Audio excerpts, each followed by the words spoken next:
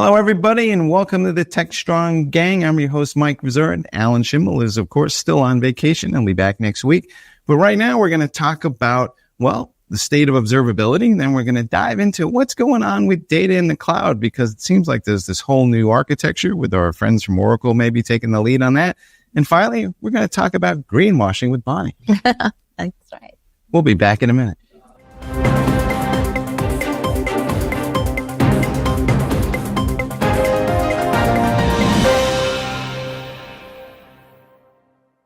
Welcome back, everybody, and we're going to initially start talking about observability, but let me introduce our panel for today. We have, as always, Mitch Ashley over in Denver. Mitch, how you doing? Very good. Very good. Happy to be here. All right. And joining us once again is Guy Courier from the great state of Texas. Guy, welcome. Good to be here. And finally, we have Bonnie Schneider, our resident green IT expert. Hi, Mike. Good to be here. All right, everybody. We're going to start talking a little bit about observability because this trend has been going on for a while, but frankly, I've been scratching my head about it lately. And it kind of goes like this. So theoretically, we have monitoring platforms that have been tracking predefined metrics for as long as anybody can remember. And we were supposed to be embracing these observability platforms that were enabling us to pull all this data that we were going to instrument in the IT environments, theoretically using things like OpenTelemetry. And then all that data was going to be in a place where we could query it, and maybe that would surface the root cause of our issues. And yet a funny thing happened along the way. We somehow or other are not really driving this at the level of volume that anybody thought. And in a lot of ways, observability is core to DevOps. But Mitch, what's your sense of what's going on here? Because there's more observability platforms than I can shake a stick at these days, and yet everybody I talk to is struggling. And there are some big ones too, right? Splunk being acquired by Cisco, obviously being one of the more recent ones. Actually, the active Stack State was acquired by SUSE not too long ago, a couple months ago. You know, observability is one of those, you can take the same approach and get two different outcomes. You can throw all the data in one room and say, because it's all in one place, we can go get it and do analysis on it and figure out things that we can't because we don't have access to the data. Well, getting access to it, that might solve it by kind of putting it all in one location and all one tool.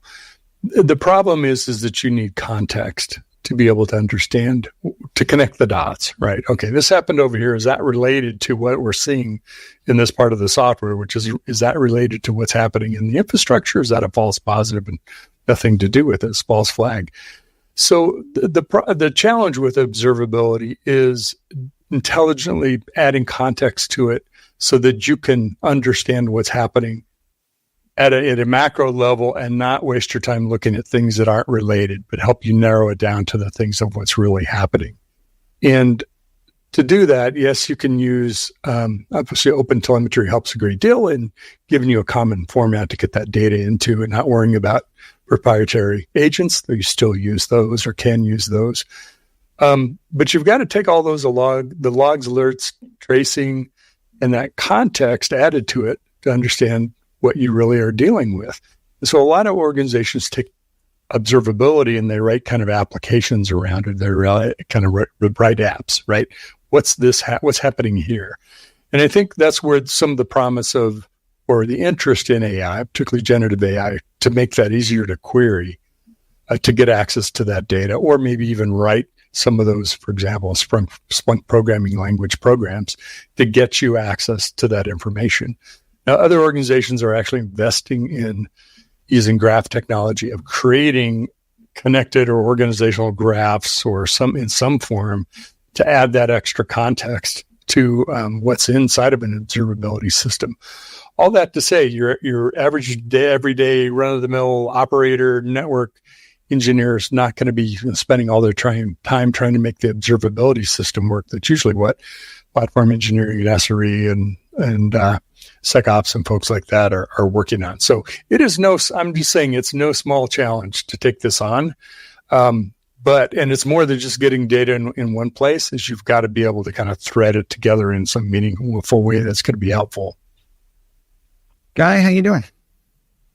Doing well. How are you? All right. Let me ask you this. In your experience, are people really going to go and find the root cause of an issue, or Are they just trying to solve their immediate problem? And when that gets solved, they kind of move on. And then the organization kind of finds itself in something of a vicious cycle because the next person is trying to fix a very similar issue because nobody actually went in and fixed the original issue. And it's kind of like I'm trying to just get in and get out as opposed to be, best practices. Yeah, this is a very long yes or no question, the answer to which is yes. Teams tend to be more reactive to problems and proactive when it comes to their aspirations, right? So I think your observation in that question is really right. I do think that most teams wish to maintain a continuous development of not just the features and capabilities of their app and apps, but on top of that, continuous improvement of performance, user experience, and all that stuff. But in the end, the forces that drive them have to do with delivering, increased capabilities and features, not so much better latency. So what happens in the end is exactly what you described, which is observability and application performance monitoring that's not quite at a minimal level, or it's better than minimal viable, but nonetheless is reactive patching and preventing of what happened in the past without the kind of proactive assurance of new potential problems, especially as they scale or move geographically outside of their core area. That doesn't tend to happen as much. Mitch, what can we expect from AI in this area? And then one of the articles we have on the site says that generic AI models fall a little short in terms of root cause analysis. But part of my opening statement was about that I didn't know what questions to ask in the first place. Do I need to know what questions to ask if I can have AI models that are going to ask the questions for me? Is that the next evolution of this thing? Well, we were talking about earlier that context is everything, and their context is everything in generative AI, right? So the more you can provide either through some predefined parameters in your request into the LLM, defining some context of what you're looking for and why, and giving an explanation of what it is that you're trying to find out. It not only is it retrieval mechanism, if you will, I think that's sort of not the right way to look at generative AI. It will go out and look for the information that you're asking it to find, but it's going to come back to it in not only entered in a natural language interface, but it's going to come back to you in kind of people readable information, saying, here's the following things that we think are related to what you're talking about. Now, there's some belief or view that generative AI can create novel results, meaning a human hadn't thought of this one before. It's not just regurgitating the information that it can provide. The problem is generative AI doesn't know what difference between a novel result and any other kind of result. It's just using its own transformer model pattern matching to be able to come up with a response. One of the reasons why its responses are non-deterministic. So how will it help us? I don't think it's going to give us the silver bullet magic answer to say, oh, here's the root cause.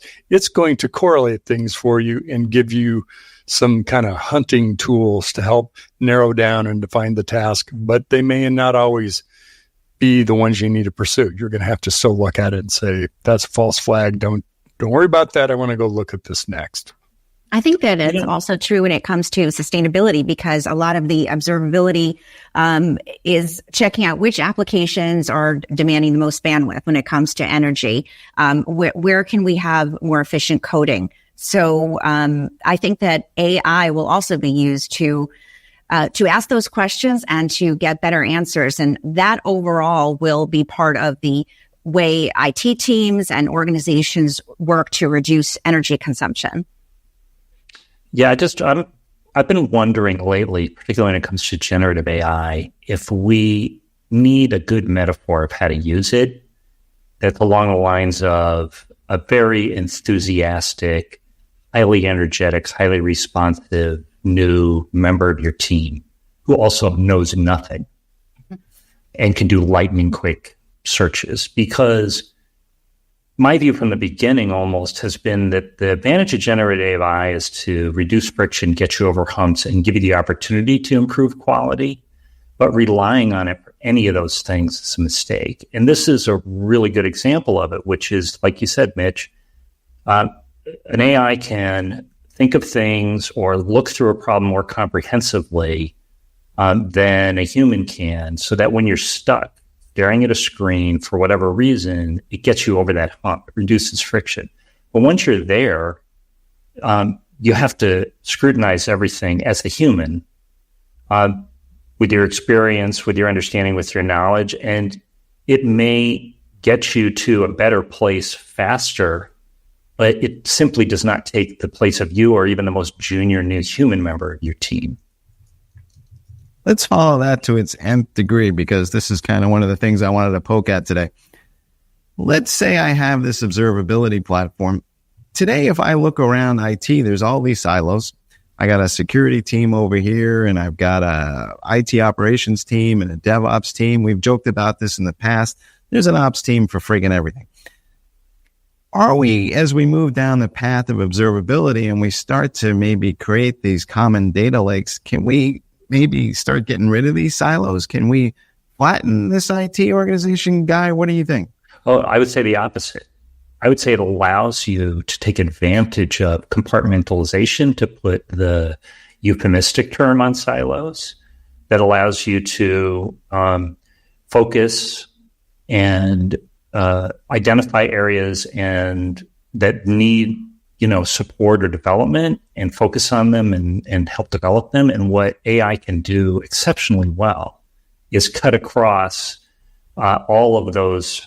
Now looking at those compartments as silos, cut across all of them for analysis, for initial analysis, for recommendations, for finding patterns.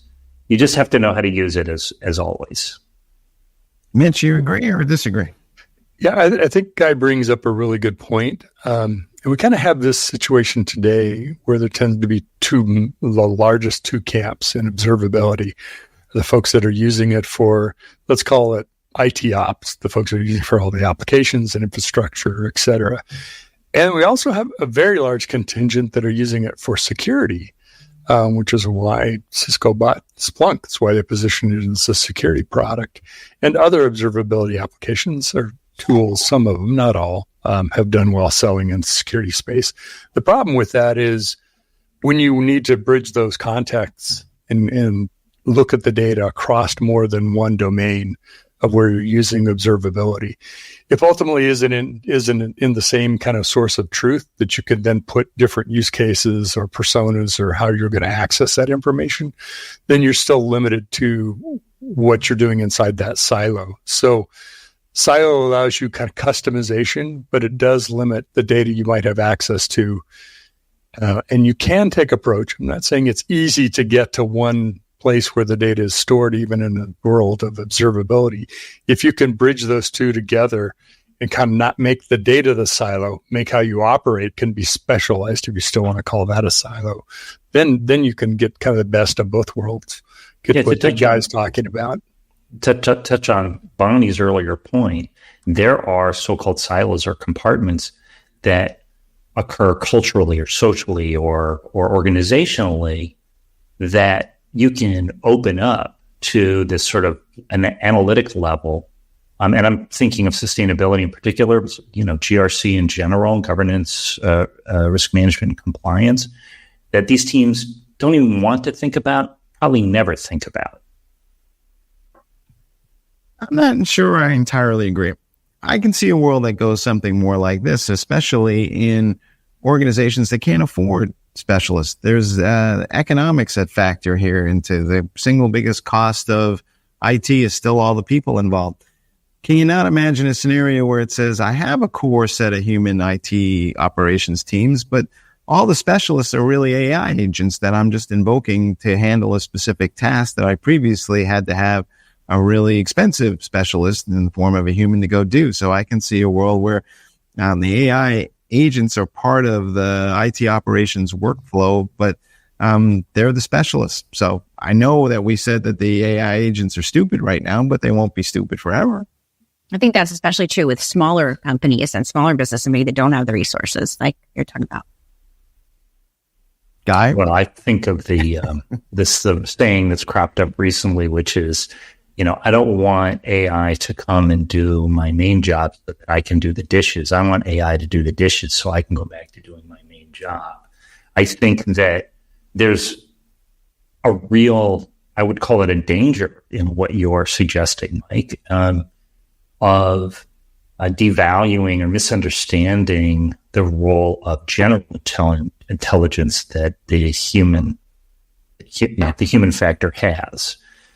I don't see how an AI that specializes in an area where the IT generalist is not specializing absolves the IT generalist of understanding, learning, and becoming better in that specific area as a question of supervision. Now, we're talking about AI, not AGI, artificial generalized intelligence, which is 5 to 10, maybe 15 years away. That might be the difference there. But for now, literally what we're talking about when it comes to generative AI is not artificial intelligence, but the simulation of intelligence by artificial means. It's a simulation. We'll see. Hey, Mitch, one of the caveats of observability in my mind is that I have to have agent software in the form of open telemetry or some equivalent thereof that I'm going to include in almost every application, maybe every piece of infrastructure. To me, that suggests that it's complex. And a lot of folks I talk to say, the agent software is as difficult to deploy and manage as any other piece of software. So it just exponentially creates additional load. Can we instrument things better? And are there other ways of thinking about this? Well, I think where the complexity comes in, Mike, is if you have to think of it this way: if you have to install an open telemetry agent, if we want to call it that, along with a proprietary agent. Now, what open telemetry really is a way to communicate in the standard format the data that's being gathered by any kind of an agent or a piece of software.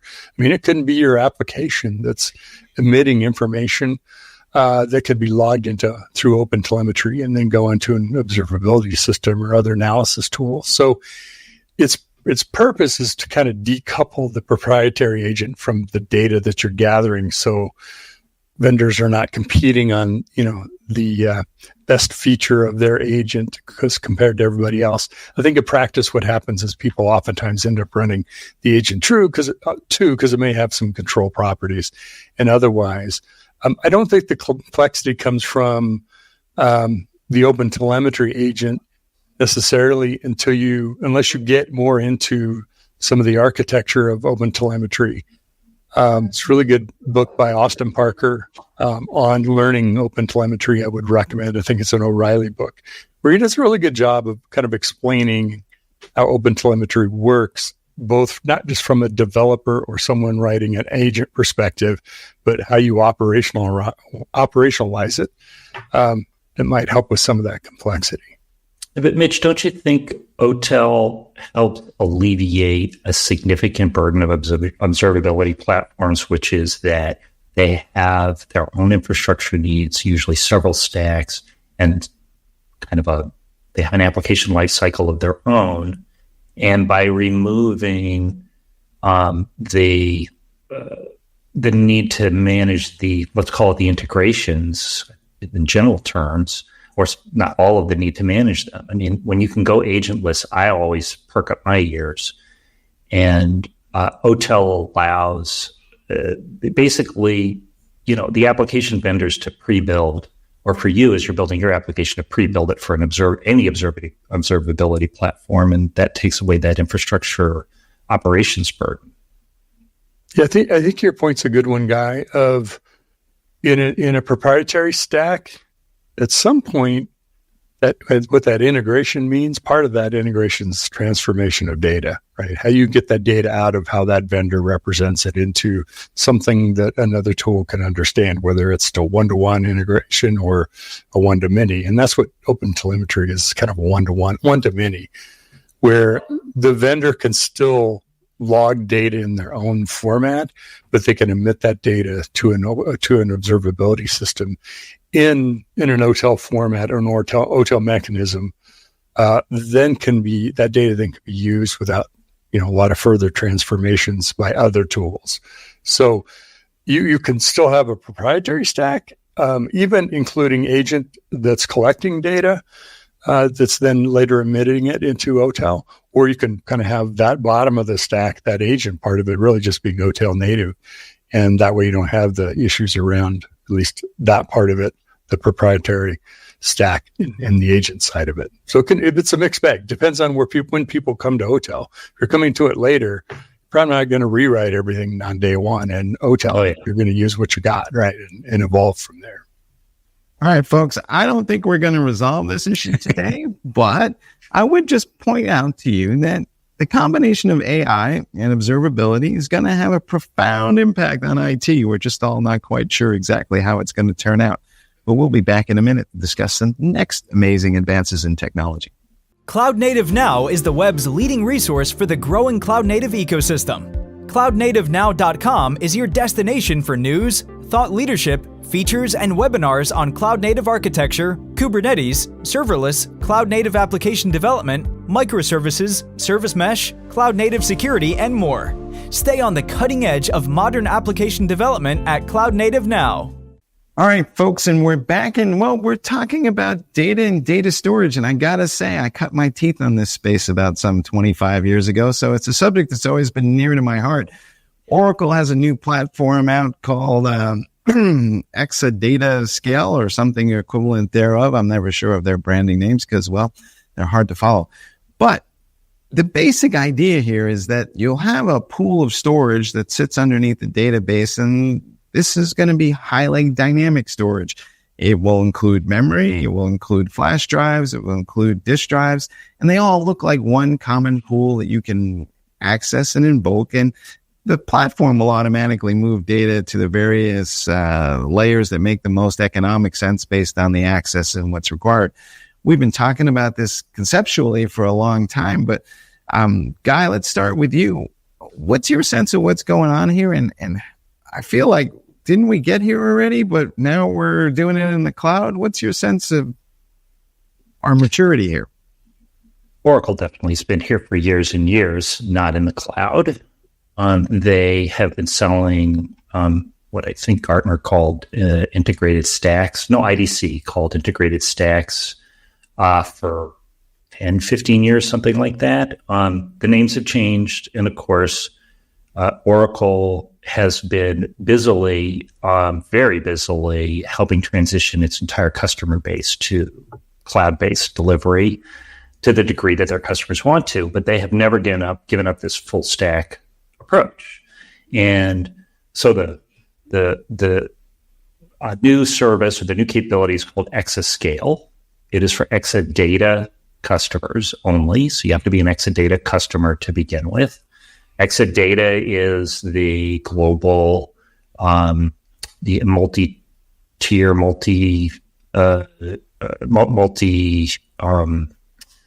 technology storage environment for Oracle Cloud Infrastructure customers. What Exascale does is solve a really important problem for Oracle customers and really for enterprise customers generally, which is how to get the right data and metadata to the application wherever the application is being run or used as rapidly as possible. As our friend Keith Townsend likes to say, the fastest data migration is the data migration you never have to do.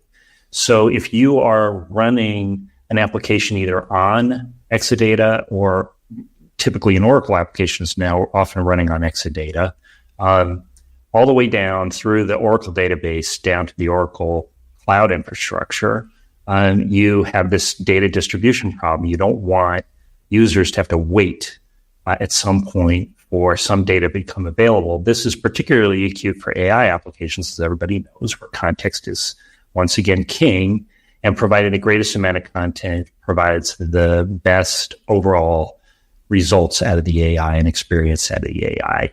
And so what Exascale is doing is it is splitting out all the storage in all its various forms, like you say, from spinning disk up to, really in memory, providing a highly duplicated, globally available metadata structure, very high availability. It's reduplicated. And then putting this on the Oracle 23 AI database for AI purposes, adding predictive querying, all these things just to increase the speed and the reliability of services that rely on it. And I will add just a couple other things. So to go with the fact that you need to be an Exadata customer to take advantage, you're actually now with a much simpler service set. You don't have to worry about ingress or egress or networking charges or any of that other sort of stuff because Exascale handles all of it for you. That's a radical simplification of most enterprise data and enterprise database application management. It's really helpful. All right. Mitch, here's the part that makes me scratch my head. If you noticed, I'm doing a lot of that lately. When I was younger, we always said that you bring the compute to the data. And far frankly, nothing good could ever happen when you move data. And then the cloud came along and suddenly we were all moving data into the cloud and everybody was going, that was the way to go. We were going to get rid of the data center, et cetera, et cetera, et cetera.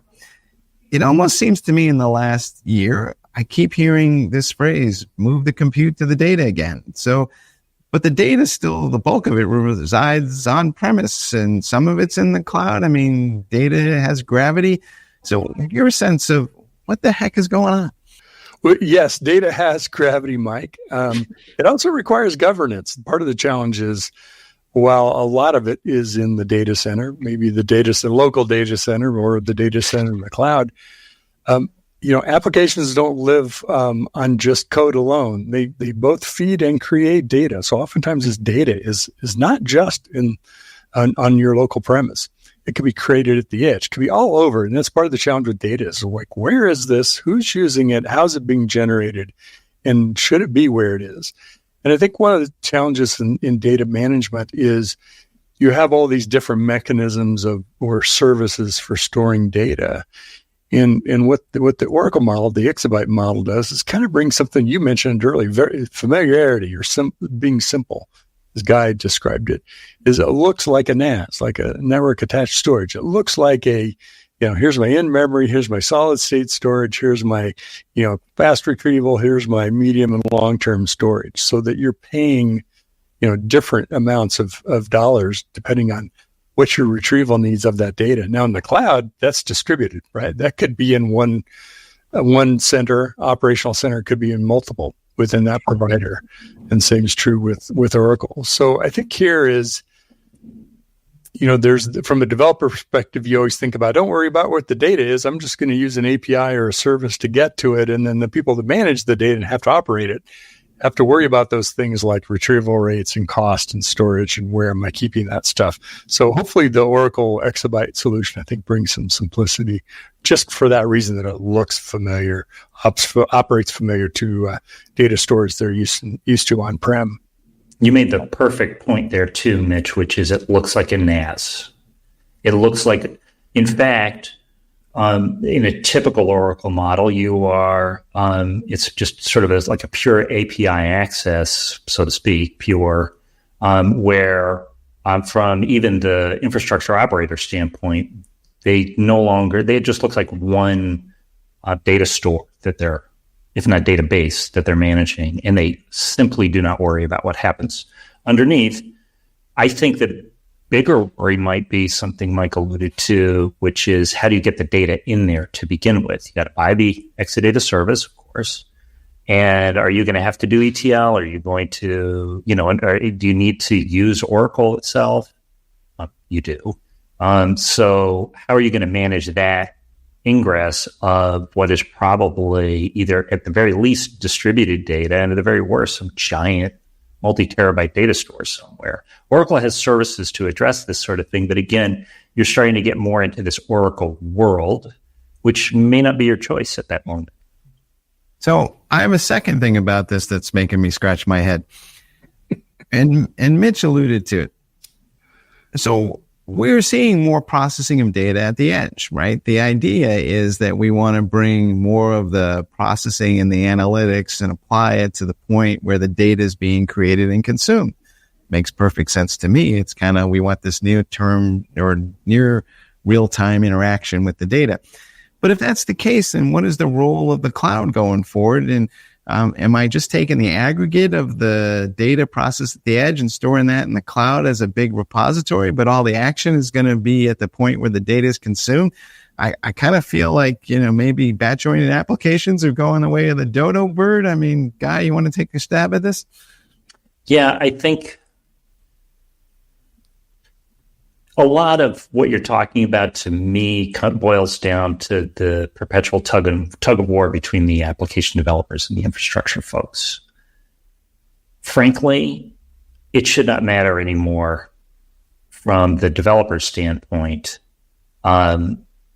whether it's edge-based processing. It should matter in the sense of what you tell the application to do, but the idea is that the availability, the latency or low latency, reliability of the system is left up to the ops folks. The app dev folks code accordingly, right?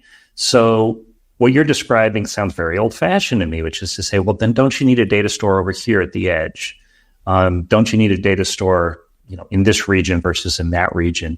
And if all of Oracle's moves over the last maybe 2 years say anything, they are trying to solve that problem. Not to take away all the operations issues, but allow the operations folks to work interactively with the app dev folks to understand where the user bases are, where the data is being collected, where it's residing, and all that other sort of stuff, and just sort of twiddle dials in the Exadata or in the Oracle control panel that ensure that the data or metadata are where they need to be at the time the applications run. And the rest, that's how the cloud works, Mike. I mean, it's how it's supposed to work. So right. It's not really more complicated than that.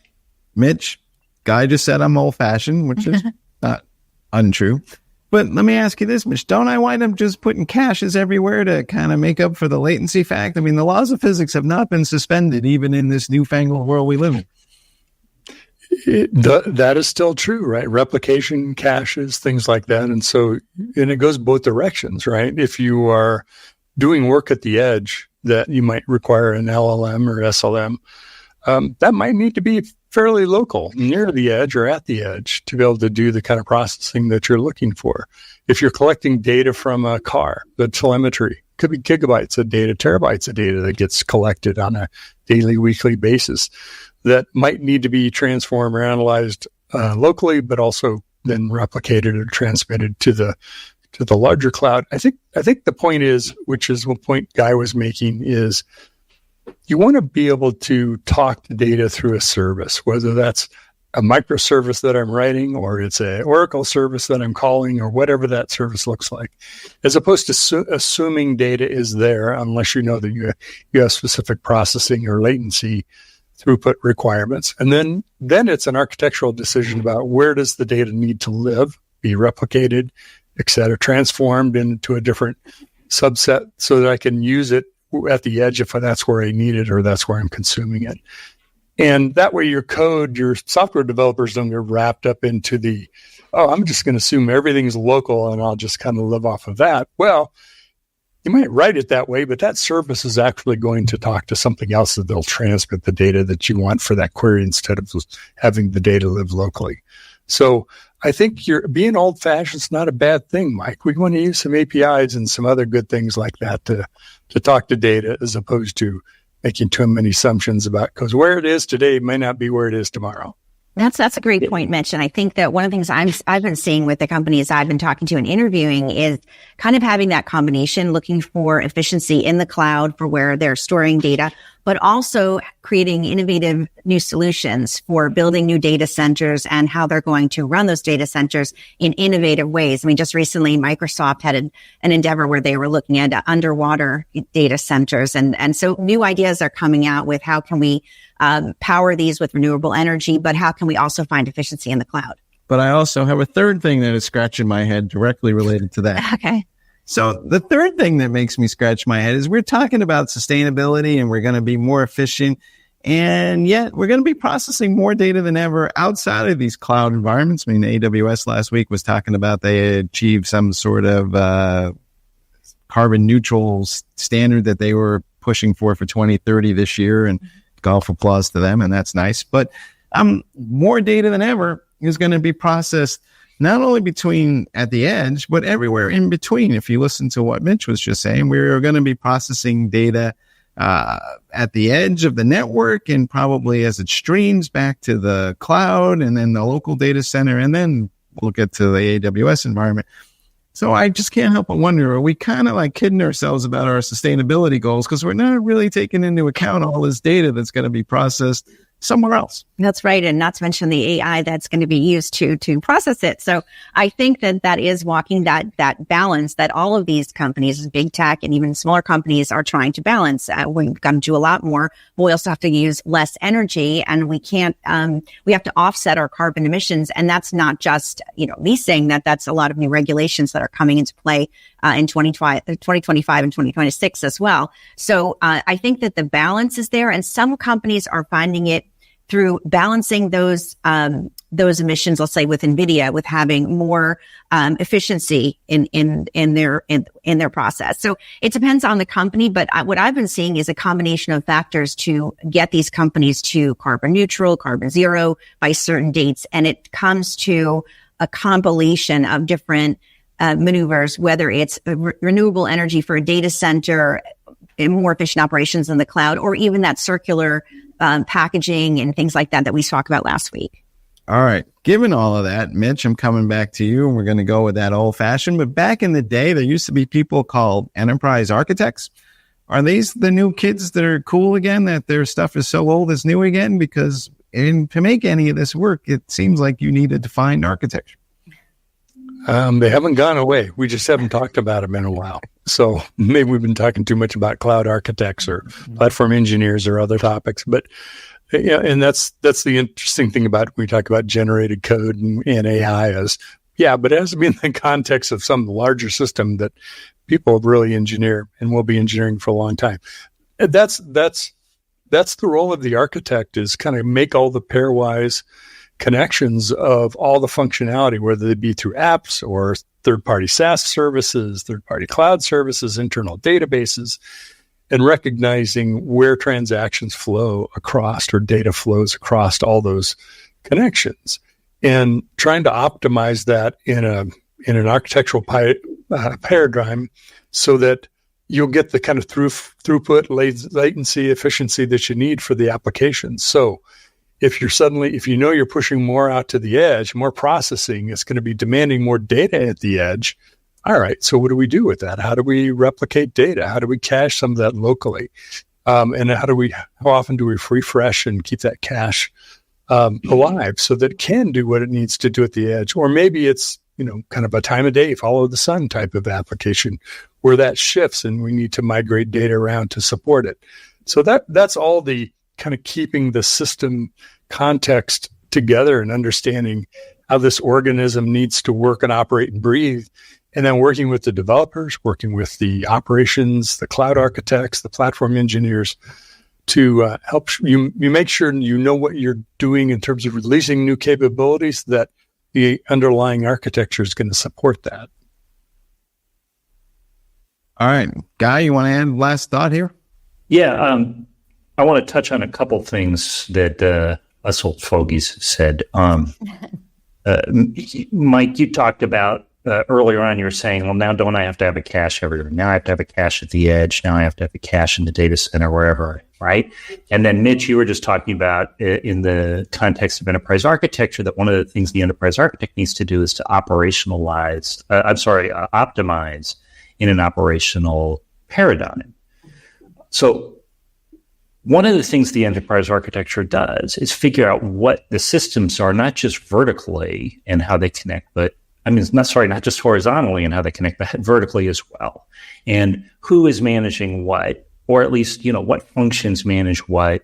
Are we going to do so that you can make decisions about whether a service provider or a vendor or a cloud provider or whatever is going to be handling certain things. So one of those things is caching.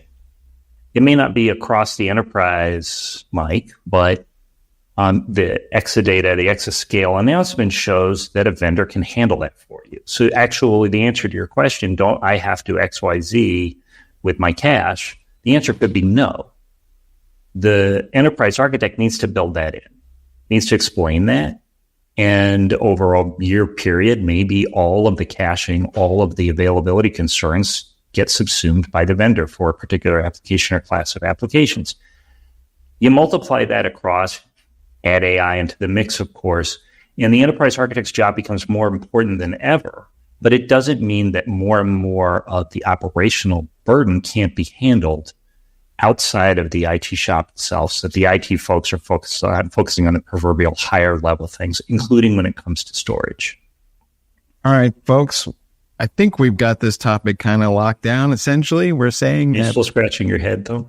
Oh, obviously, because enterprise architects are kind of like my dance moves. They're so old, they're new again. But anyway, we're going to be back in a minute talking about greenwashing.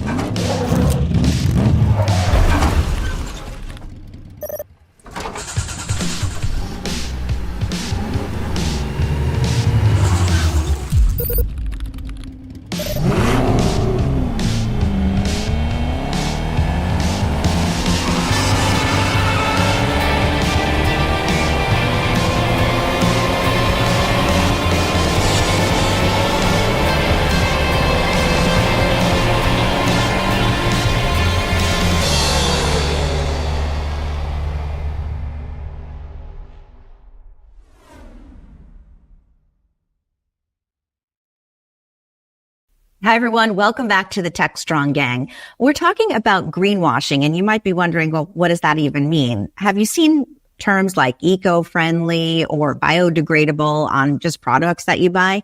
Well, it's a little bit more intense than that, because it's not just those little labels, but what do they mean? And are there any repercussions for companies that are not honest about what they're saying?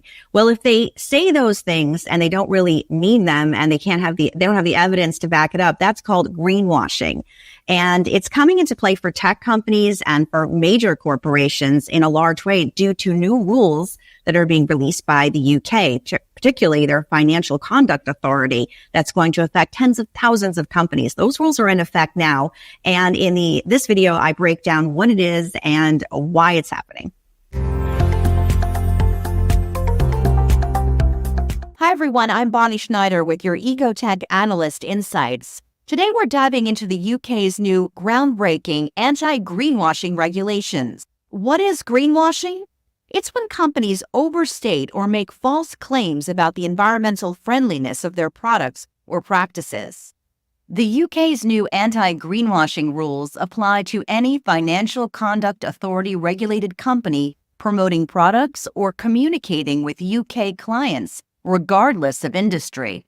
This is a major step forward in holding companies accountable and safeguarding consumers from being misled. This could range from exaggerating a product's benefits to outright fabrications. No more vague, eco-friendly statements without solid proof. Critics of these rules, though, do cite several challenges. For example, additional costs may come with investments in technologies like AI and blockchain to track and validate these sustainability claims. Companies may find it difficult to navigate complex reporting requirements to ensure compliance. But with challenge comes opportunity. Companies that make proactive efforts can leverage this regulation to shine a spotlight on their genuine commitment to sustainability. Business strategies to meet the moment include investing in top-notch data systems to ensure accuracy and reliability, and boosting credibility using a third-party source to help monitor a company's claims.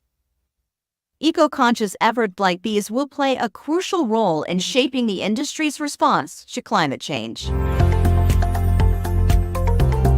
Now, you may be wondering, what do tech companies have to worry about this for? Because the Financial Conduct Authority of the UK does not oversee tech companies. But here's the thing. Banks, investors, insurance agents, that's where it comes into play. So any tech company that is dealing with those types of financial organizations, and most of them are going to have to answer for things like their packaging, their supply chain, their processes. Are they greenwashing this? And the changes that, if they are, that have to come into play are pretty widespread, because that affects the marketing, communications, everything, all of their messaging. So I think that this is the beginning of a lot more regulations to come, but the greenwashing rules that are affecting the financial organizations right now are affecting tech and many other industries right now. So, Guide, are you seeing companies actually get on board for this climate change thing outside of Europe per se? I talked to one fella in the US. We were in Barcelona, and I asked him about this specifically, and he basically said flat out, no.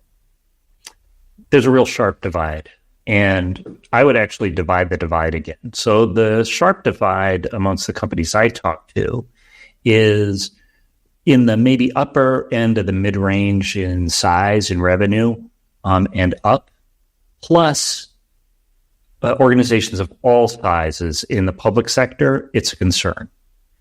But the second divide I would put is those who are taking a focus on it for marketing reasons versus those who have some other sort of related agenda. I mean, energy companies in particular, I think, are sort of notorious for, it's not necessarily greenwashing, but seeming to pursue these initiatives more for marketing purposes because they're thought of as polluters, unless they're in the clean energy side of things. But I find that it's really more of a cultural thing. The minority are genuinely outside of their industry, as well as when they're in the public sector, they're genuinely looking for good solutions to this sort of thing. There's a major shipping company, for example, that might be the one that might the same customer you and I spoke to, that take it as really a requirement for them, really for business efficiency purposes, for marketing purposes, as well as to be better, world citizens, global citizens. But I think that you're right. The majority of firms are either too small or greenwashing similar activities are still attractive to them because really what they want to do is have a good message to the market. But I think that that's changing because of these new regulations. The one I just spoke of with the Financial Conduct Authority, that's only been in effect for less than 30 days. And then we have new regulations that will impact tech companies. Globally right now, the largest ones are being affected. But coming up next year, which is less than 6 months away, we are going to see new regulations where not only will the marketing have to be accountable, where you can't just say something and it's greenwashing, but they're going to have to do a lot of ESG reporting on how their carbon emissions, their social governance, and things like that. So I think that where it started from, well, this is good press, we want to do this, we want to show we're responsible, where it's going to shift in the next 6 months to, I'd say 18 months for sure, the necessity of it for regulations and accommodating regulations, some mostly in Europe, but also in California, new regulations are coming up for reporting. So I think that shift from it's a nice idea to, well, we really have to pay attention to that is happening now, and it's going to shift even further over the next year. Yeah. I'll be honest, I don't have Go ahead. What's your sense, Bonnie, of the systems in place for this? Because this raises yet another frontier in the compliance efforts and data provenance, accountability, and the ability to create attestations for this in order to satisfy the authorities and the new regulations. Are the tools there? Well, that's a great question. Price Waterhouse just did a big survey with executives from all over the world and I think 30 different countries. And most of them said, yes, we are ready and we have the tools. we'll be fine. But then as they dug deeper into that survey, they found, well, we don't have all the tools in place and we still have a ways to go. So some of the larger organizations are relying on they have internal systems like the big tech companies to monitor and be able to regulate it. But when you start getting into the smaller to medium size entities, not so much. That's where I think there's going to be a lot of education that happens internally and externally. And perhaps that depends on third parties to calculate and monitor things like carbon emissions and looking for ways to be more energy efficient. To your point, Guy, and yes, again, I'm scratching my head.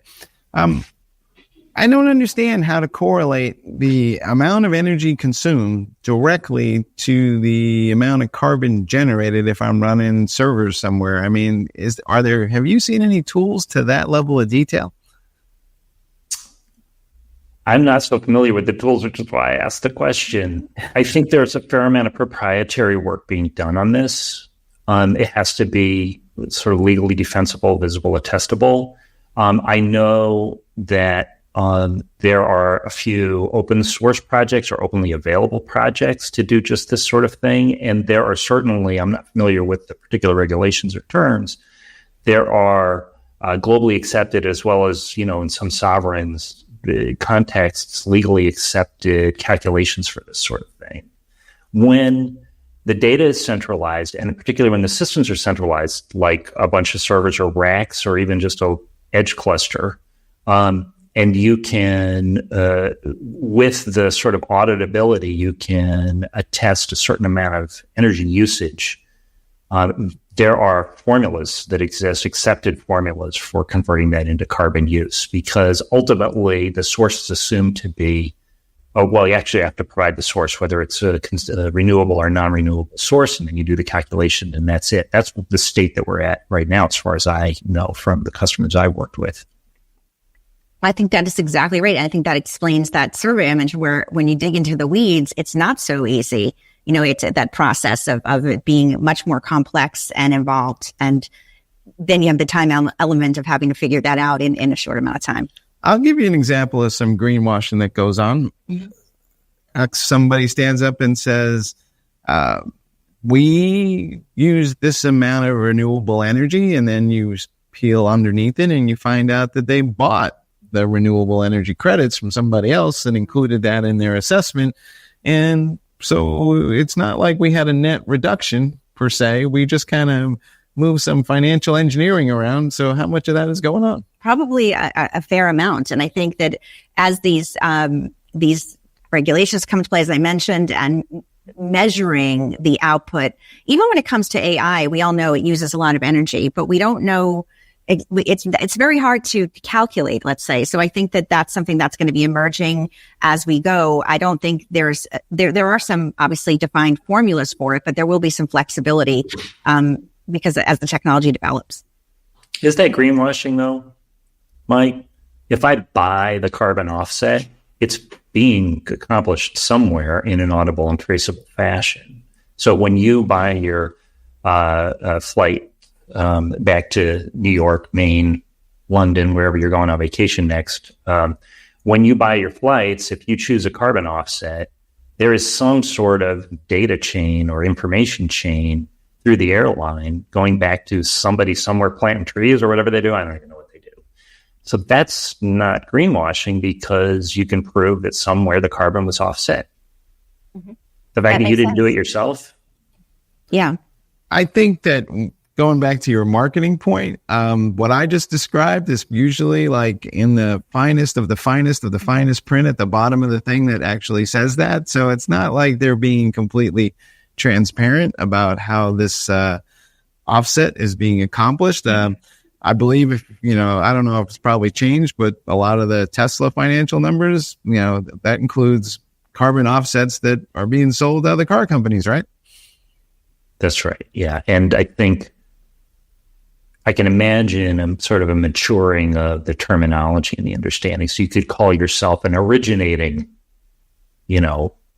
carbon neutral as opposed to just carbon neutral or something. I don't know. It's a fair point. It's a fair point. I think that clarification and then breaking down the descriptions as we go definitely will happen. I like that. What do you think? Can Can we put that in? Let's get that going. Yeah, I'll call the UK and get it in. All right, let's get it going. So what is ultimately your best advice to organizations that are A, trying to position themselves as being green, and then B, the other side of it is people who are trying to put specs in place that says we're only going to buy stuff from people who are green? I think you just want to approach it like you approach any business opportunity or scenario. You want to have a cost-benefit analysis, and you want to systematize it. The one thing I would say is that your company culture, internal, your brand image, how you are working with the world, that's part of your cost-benefit analysis. So unfortunately, the word cost is strongly associated with money, benefit also with money. But be a little more expansive. And in fact, if our work in cybersecurity has taught us anything, there are soft costs and soft benefits that you can ultimately turn into a number if you want to do that. Just be pretty expansive there. And if you are secretly wishing as a business leader that your organization is more green, you can make plausible arguments that accrue to the bottom line out of that position and posture. But otherwise, it's a standard business exercise. Well, even if you're a nonprofit. Does this always going to come down to regulations, or will people just start doing the right thing one day because, well, it's the right thing? Well, I think that that's where it started right now, where a lot of people are doing that, but the regulations are going to give it that extra push, especially for the larger companies that are doing business in the EU and in California, because those are some regulations that are coming into play. And throughout the Techstrong gang in the coming weeks, I'm going to have more analysis on some of these new regulations, since some of them a lot of folks may be not aware of, and we'll break down how they might affect tech companies. All right, folks, I think we are running out of time on this subject and all our other subjects for that matter. As you can see, I scratched my head a lot today, and well, that's a regular routine for everybody who knows me. I want to thank you all for watching the latest edition of the Techstrong Gang. Please stay tuned for all the great episodes we have behind this. Until then, we'll see you next time.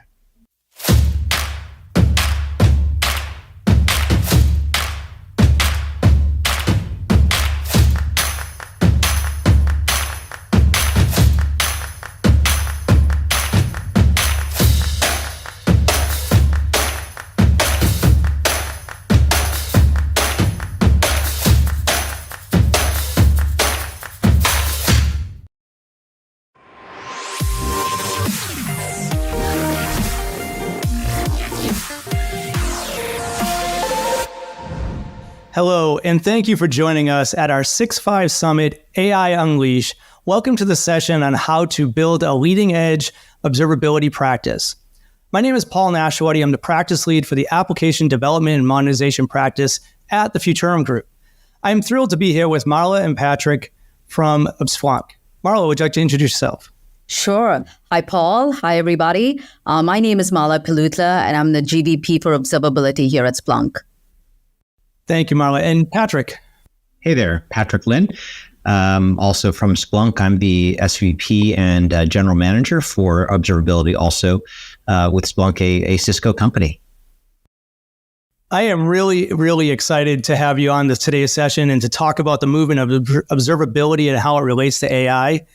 Today, we'll be talking to both of you on how engineering and IT ops teams are moved from the cloud management to ramp up their pace and innovation. Also, how it becomes harder to validate the impacts of software and infrastructure changes. So let's get started. So Marla, let's start with you. What we saw in 2023 is a largely driven macro context where there's a lot of customers trying to rationalize their tool stack. In fact, what we see in our own observability research, we see that 75% of respondents indicate that they're using 6 to 15 observability tools to gather organizational data. Do we expect this to continue in the near term, or would this be a long-term strategy look like? That's a great question, Paul. Actually, in our observability research that we've done, the number of tools are much greater. It's greater than 20 monitoring tools on an average that organizations have today.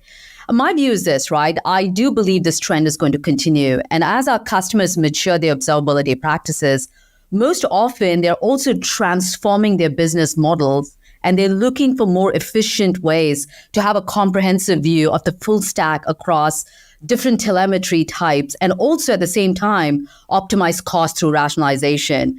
Some of the things that I hear from our customers consistently is they share similar challenges and opportunities as it relates to tool consolidation. And most often, I sum it up into three things. One, what we hear often is the current macroeconomic climate is increasingly about improving operational efficiency within organizations. What does that mean? Drive more effectiveness with less solutions. Second, what I hear is it's around the ability to be effective and have a comprehensive view across the full stack of infrastructure and application, as opposed to having different tools and different versions of reality. So when they do that, what does that do? It impacts the cost of downtime and service availability. And the third most common feedback we hear is it's about driving cost optimization through rationalizing of tools and technologies and to eliminate that redundancy. So here's what I mean, right? On an average, like I said earlier, an organization can have greater than 20 monitoring tools. So what does this mean? This makes it harder to diagnose when there is a system or service degradation. How do I find that root cause? Which system, which application, which network or database is causing that degradation? And in some cases, customers are missing critical signals like failure or an alert or an outage, and it goes unnoticed. So I do see this trend on rationalization continuing.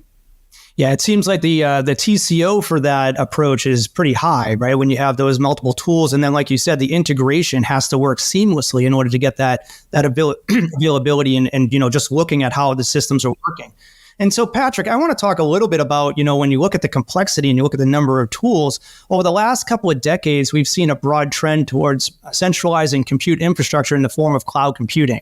In fact, we see in our research, 94% of respondents are using two or more distinct cloud infrastructures and service providers. And, and this means that they're more recently becoming clear that the certain applications and the use cases will require the infrastructures to be really closer to where the users are, right? And the data where they are. So essentially, when they're looking at computing at the edge, right?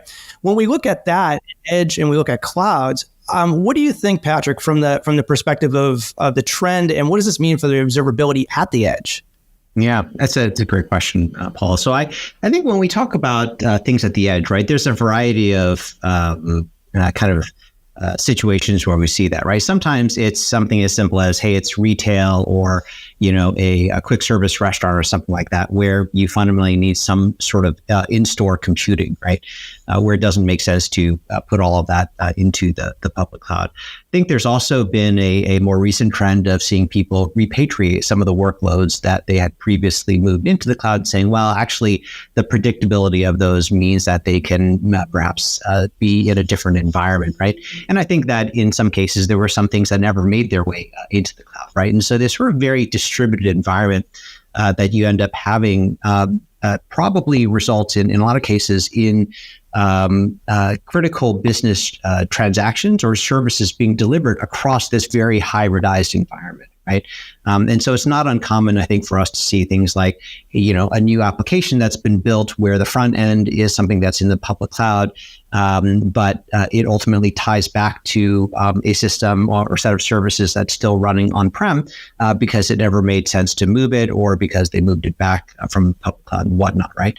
And so in order for that to be observed and monitored properly, right, it's pretty important to have a few different things. One of them is to have a pretty consistent way of getting the data in so that it is sort of consistent with itself, right? You don't want to have silos of data based on where a workload or part of a service is being served from, right?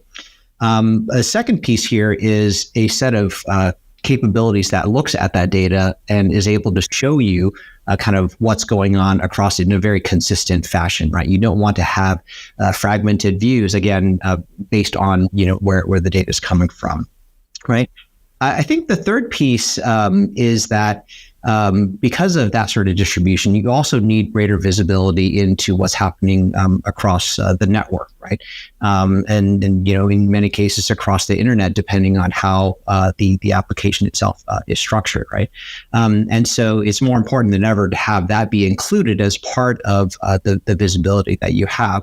And then I think the last piece is that you need to have the ability to have the visibility both sort of in that on-prem or customer managed environment, as well as something that takes advantage of the public cloud, right? And I think overall, it actually is pretty consistent with what a lot of what Mala was saying around a sort of consolidated view across things and having full stack observability across that, right? It is, by the way, one of the reasons why I think the acquisition of Splunk into Cisco makes so much sense, because it's a way for us to be able to provide the connections across all those different sources of information, to use open telemetry as the common format for that information to come in, right? And for us to provide the sort of right tooling so that you can get to the root cause of issues as quickly as possible, right? One last thing I'll add to this, by the way, is that I think sometimes there is a question about what data you want to be able to bring in when it is not already centralized, right? When the infrastructure is not already centralized. And I think the other piece that's useful there is the ability to watch over the data as it's sort of making its through the pipeline from, let's say, wherever that infrastructure or application is located, and where you ultimately are going to be doing your troubleshooting and monitoring and so on, right? And so having the ability to look at the data as it goes through the pipeline, deciding whether you want to keep it, drop it, aggregate it, transform it, right? That's another key thing that's important for people to understand how to use in sort of the context of this trend toward some additional decentralization, right, of the compute infrastructure. Yeah, there's a lot there to unpack for sure. I mean, when you look at everything you mentioned, I can back up most of what you just described with our research and our data, right? When we look at application portability, 20% of respondents indicated that it's critical that their applications are portable. But one of the things you touched on was the repatriation point. And, we do see that in our research. And when I talk about in the context of modernization, past, present, and future, heritage applications moving to cloud native and such. And when refactoring occurs, that refactoring, only 11% now is being done, according to our research, only done on-prem. When we look at 2 years out, that refactoring on-prem is actually gone up over 30%. So there's a repatriation coming back from the cloud. So, but the point you were making, Patrick, about harmonization of the platforms and the tool stack, the tech stack, to make sure you have that visibility across all areas is equally important. Now, I do want to talk about that as we talk about modernization of applications. Patrick, I do want to throw another question your way. When we look at, there's a lot of interest around how security teams and developer and operational teams can benefit from the signals from each other's domain and their practice. What are you seeing or hearing from customers around how they approach this? Yeah, that's another really highly interesting topic. So I guess maybe the place I'd start here is first by mentioning that when we think about security and development and operations teams, right? Oftentimes we think of them as having completely different objectives, right? And they're sort of goaled on different outcomes. But back in the day, maybe they weren't so separate, right? Like I think the kind of specialization that we see in large organizations comes from kind of the growth over time of these individual disciplines, where back in the beginning they may have been using the same set of data, right? And so I think that the fact that there's a lot of information that is captured in one context that tends to be quite useful in the other, right? So one example of that might be you often find information about assets that you have and identities that you have in, let's say, a CMDB, right? That's managed by an IT department, right? Or that is being brought in to an observability tool because it's important for the development team to be able to sort of track all the, whatever containers or functions or, other things that are being used, right? And on the flip side, I think on the security teams, they are often kind of lacking very good visibility into assets and identities. And so being able to have that information be made available to the security teams and then be augmented with more real-time information that typically comes in from observability, right? That's one example, I think, of how there's some interest in bringing that data across, right? I think that the sort of converse of that is also true, right? I think that oftentimes security is part of the context that the engineering teams need to operate in, right? And so if there's an issue, right, and there's a spike in the traffic of some kind, right, then one of the natural questions is, am I under attack, right? And knowing whether something is being investigated from security side might be useful in those cases, or in a kind of less urgent scenario, right? Oftentimes, dev teams spend a good chunk of their time making sure that their applications are secure and meet various compliance needs and regulations, right?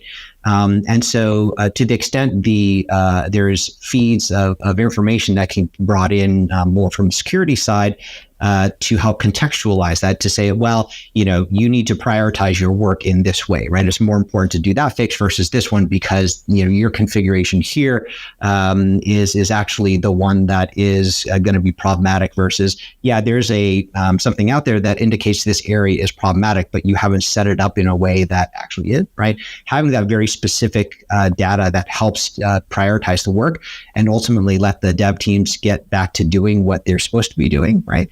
That's great information to have and to share, and ultimately kind of make the kind of collaboration across the teams better as well, right? Because they'll have a shared sense of reality, a shared sense of priorities.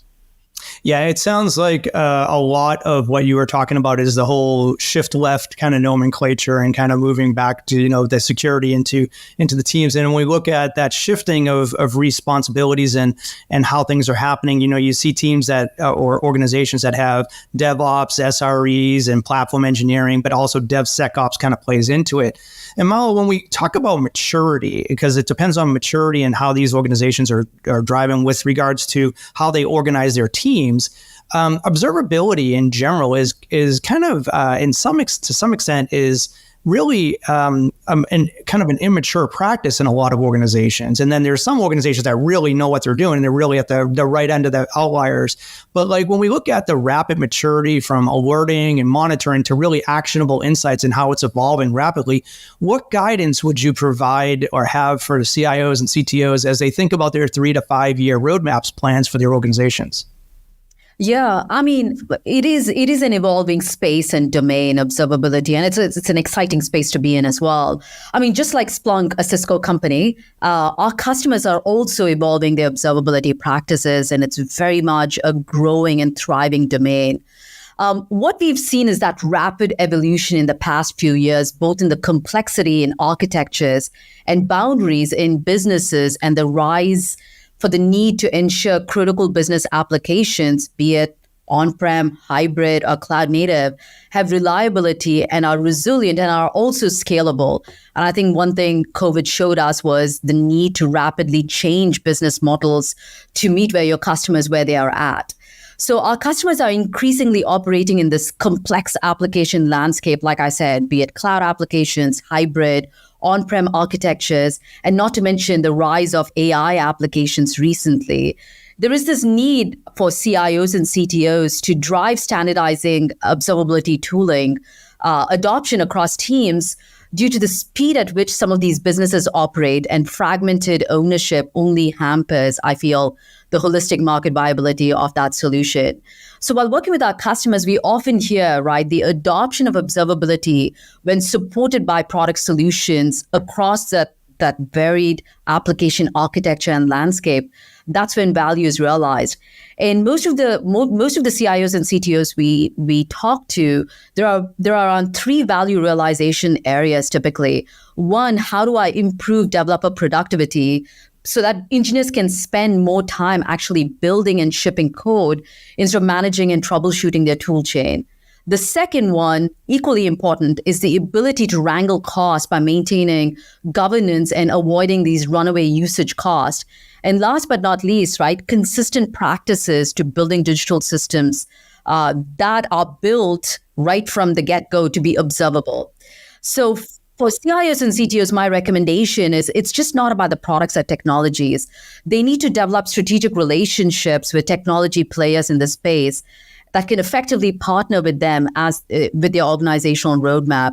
It is an evolving domain, like I said, and we are learning from our customers and vice versa. So we expect a close vendor relationship with our customers. Yeah, that makes a lot of sense. And, I think the biggest challenge I heard when you were talking about is when you talk to these CTOs and CIOs, they're thinking about their roadmaps. They also have skill gap issues, right? So working, like you gave the answer, though, you're working with service delivery partners to help get them where they need to go will help augment their resources. And Patrick, it wouldn't be a session if we didn't talk about AI, right? We have to talk about AI. And, Marla talked a little bit about it, but like when organizations are approaching AI and, what does it mean for their observability practices?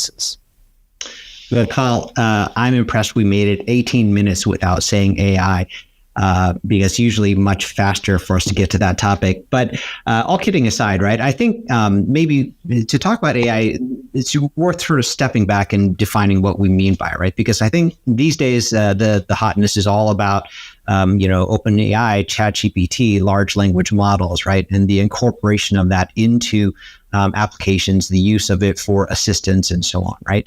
But I think that AI, kind of more broadly defined, also includes a lot of the work that's been done over the couple of decades around machine learning and so on, right? And so I think that where I would actually start, right, is making sure that when we're talking about AI for an organization in the context of observability, right, that first of all, you're sort of making sure that you have the data necessary to be able to kind of identify when there are issues, right?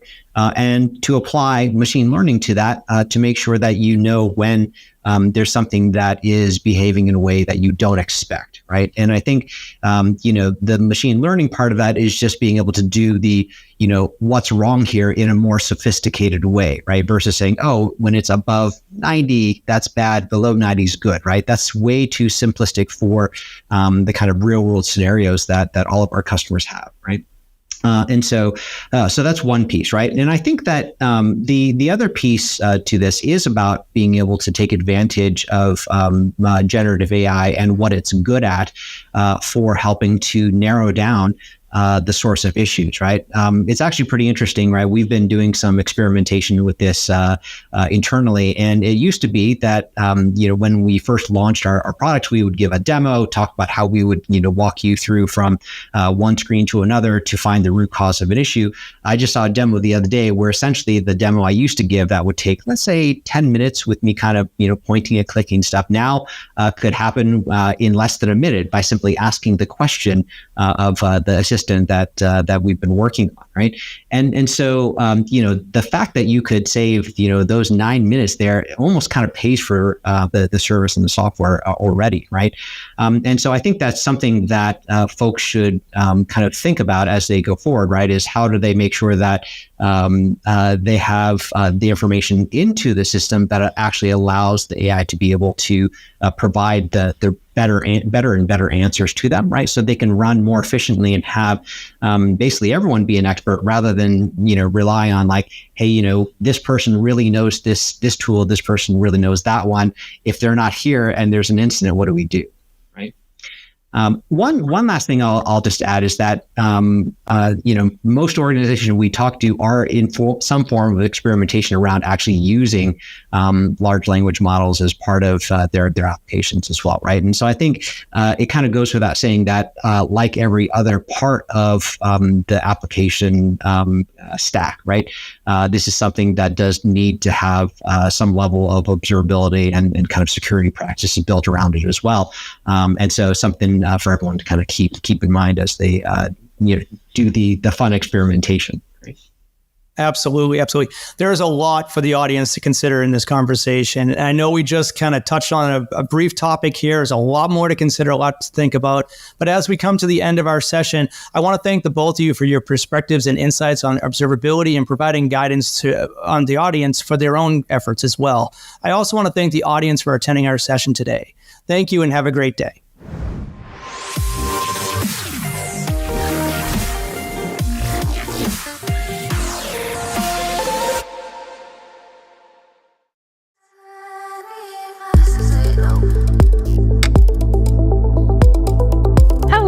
and welcome to the Techstrong AI podcast. I'm Amanda Rosani. With me today is Mike Bizard. How are you doing? I'm doing great. How are you? Doing well. We have a lot of stories in the AI world today, some very interesting ones. We're going to start with AI election fears. And there's an article over on Techstrong AI written by Frank Bizard, and it's about AI being used to influence elections, and it's a mixed review from different countries depending on which country you're in. For example, India seems to embrace AI being used for messaging, even utilizing deepfakes of deceased individuals to spread that message, and it seems to be met positively. Other countries, not so much. So what are your thoughts?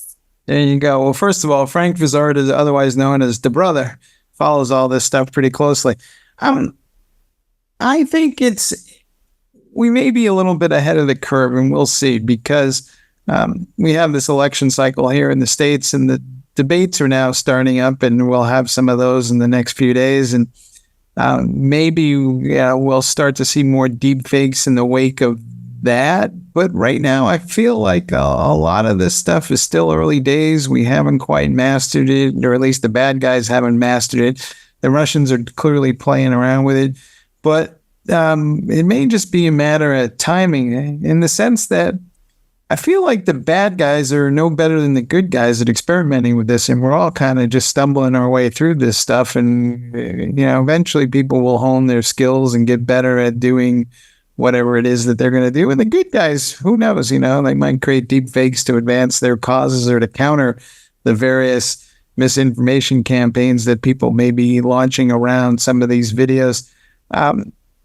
So I'm not quite 100% certain that our deepest fears are going to come to life, but it's still early. But I think I'm hopeful, at least, that maybe people will get smarter about looking at this stuff. And part of my soul just says, the more we inundate people with false information, eventually they just decide to distrust everything. And until something is proven to be true, they'll just disregard it. And that's not a bad way to be. Yes. Well, the other side of this coin that I find very interesting indeed is we have another article over on Techstrong AI about an AI avatar actually running for office at the UK Parliament. And, supposedly it's going to be able to analyze the data quickly from, everyone's, what their vote is, and make decisions based on the majority vote of the population. So I'm interested to see how that plays out, and if this AI avatar gets voted into Parliament. Well, it's I'm not sure that a non-person can hold the seat, but it might be an advance in the sense that at least this thing is looking at some data to make some decisions. I'm not sure if you can instantly poll your constituency on every issue, and ultimately we are electing someone to make decisions on our behalf. But maybe there'll come a day where we can all vote on every stupid little thing that comes down the pike, but I think I got other things to do. But I sure wish that whatever we do going forward, we do look more at the data. If I look back in time, most politicians that I know barely read some of the bills that they're voting on. They don't have a lot of insights into what's going on in terms of why they were created, and they certainly only look at a small portion of the data, and some of that data is presented to them by people that are clearly lobbyists. And a lot of these bills are written by lobbyists using data of uncertain provenance, shall we say. So maybe we can have an AI agent that will just be a legislative aid that works from the politician a little bit and says, here are the actual facts of the matter. Now, again, the AI is only as good as the data it's exposed to. So ultimately, it may just come down to making sure we had enough data shared around for everybody to make an intelligent decision. But hey, can it be any worse? Right. It'd be nice, if the population feels like, the majority is being heard, and maybe AI can be a useful tool for that. Mm-hmm. So moving on, this is another use case for AI, and this is by our writer, Brian. And it's talking about how the movie industry is being impacted. There's a lot of voiceover technology that's being used with AI, and it's matching different languages up with the lips and syncing it perfectly with the lips, the inflection, the tone, really matching it up nicely and more efficiently with AI instead of, for example, dubbing over it and it doesn't match up and it's really stilted looking, or, just having, say, the words following along. So what are you seeing in this regard? Well, first of all, I always enjoyed those Japanese Godzilla movies as a kid when the dubbing wasn't quite synced up anyway. I mean, that was part of the charm, I thought, but that was just me. I think this is going back to the writers and directors strike and all that stuff that happened last year, and some of that stuff was apparently settled and released to somebody's satisfaction. But the truth of the matter is it's here. And a lot of that work probably isn't going to be there in the future because the studios are just going to take the voice of someone, or maybe even an amalgamated voice of several people, into something that create the voiceover and do that thing. I remember there was a fella, I think if you remember going to the movies, and there was always kind of the voiceover for the previews of the movies, and there'd be some guy who would always say, and in a world where, and blah blah blah blah blah blah blah. That was a person, and that was their job, and apparently they were used very often, and then they passed away a few years back. So who knows? Maybe we'll be bringing this guy's voice back to do all that. But yeah, sometimes the tech just advances, and it will change jobs and careers and things that people do. I sure hope the people whose voices are being used to drive things get compensated for it. I mean, there shouldn't be this situation where they're just willy-nilly taking voices from folks that's it's part of your personality. It's part of your person. That just can't be randomly used whenever, at least not beyond a normal sampling rate per se. And we've seen some actors and actresses get caught up in this conversation already, and more to come. But I think reason and lawyers will prevail. Yeah, I think most recently there was something about Scarlett Johansson's, I think, her voice being, she was suing because she thought her voice was being utilized in something, I can't remember. But yeah, it's certainly an issue. And I remember, too, what you're speaking of. And some of those voices are so iconic, and you recognize them right off the bat. They hold a lot of weight when you hear them, and they're the ones voicing these shows. So if they are using AI in this way, yes, hopefully there's compensation there. Right. Now, the New York Yankees had a legendary announcer who passed away, I don't know, maybe almost 2 decades now. I'm not sure, but at least a decade or more. And they used to record his voice for Derek Jeter's introduction when he came to the plate. And it was everybody else just had a normal announcer, but Derek Jeter wanted this guy's replay of his voice being introduced, used throughout the latter half of his career, even though the fella had passed on many years earlier. So is that any different than what we're currently talking about? I don't know. It seems like it's similar. I'm sure the Yankees compensated the fella's family who did the original introductions, but he was iconic, did that job for, 3 decades. Maybe we can just bring his voice back for everybody now. That would be good. Well, I will say I do like this new voiceover technology concept because it is a little distracting if you have to read subtitles when you're watching a movie. And there's some really good movies that I've seen where I had to spend half my time reading instead of watching what's happening. So you miss a little bit. Well, you bring up a whole other issue. I saw some survey that said half the people are watching movies with subtitles on anyway because their hearing is shot, and that's how they got to watch television these days. So, yes, that's very true too. Okay, so moving on. The next one. This is how restaurants are trying to get in on the AI scene, and we have McDonald's who recently tried to use. They partnered up with IBM, and they did a little test run using AI ordering systems. And they didn't have great luck with it. The AI just wasn't quite understanding orders correctly. And there was some pretty big mess ups, like think one of them was bacon and ice cream. Although actually that sounds like it might kind of be good. I don't know. Strangely sounds like it could be good. But, butter instead of caramel and all kinds of weird mess ups on orders that were getting, put on social media. And so they pulled all those AI ordering machines out. But we do have other, I think, Taco John's, I think, was one of them that's also going to be utilizing some AI testing later on. So what are your thoughts on this?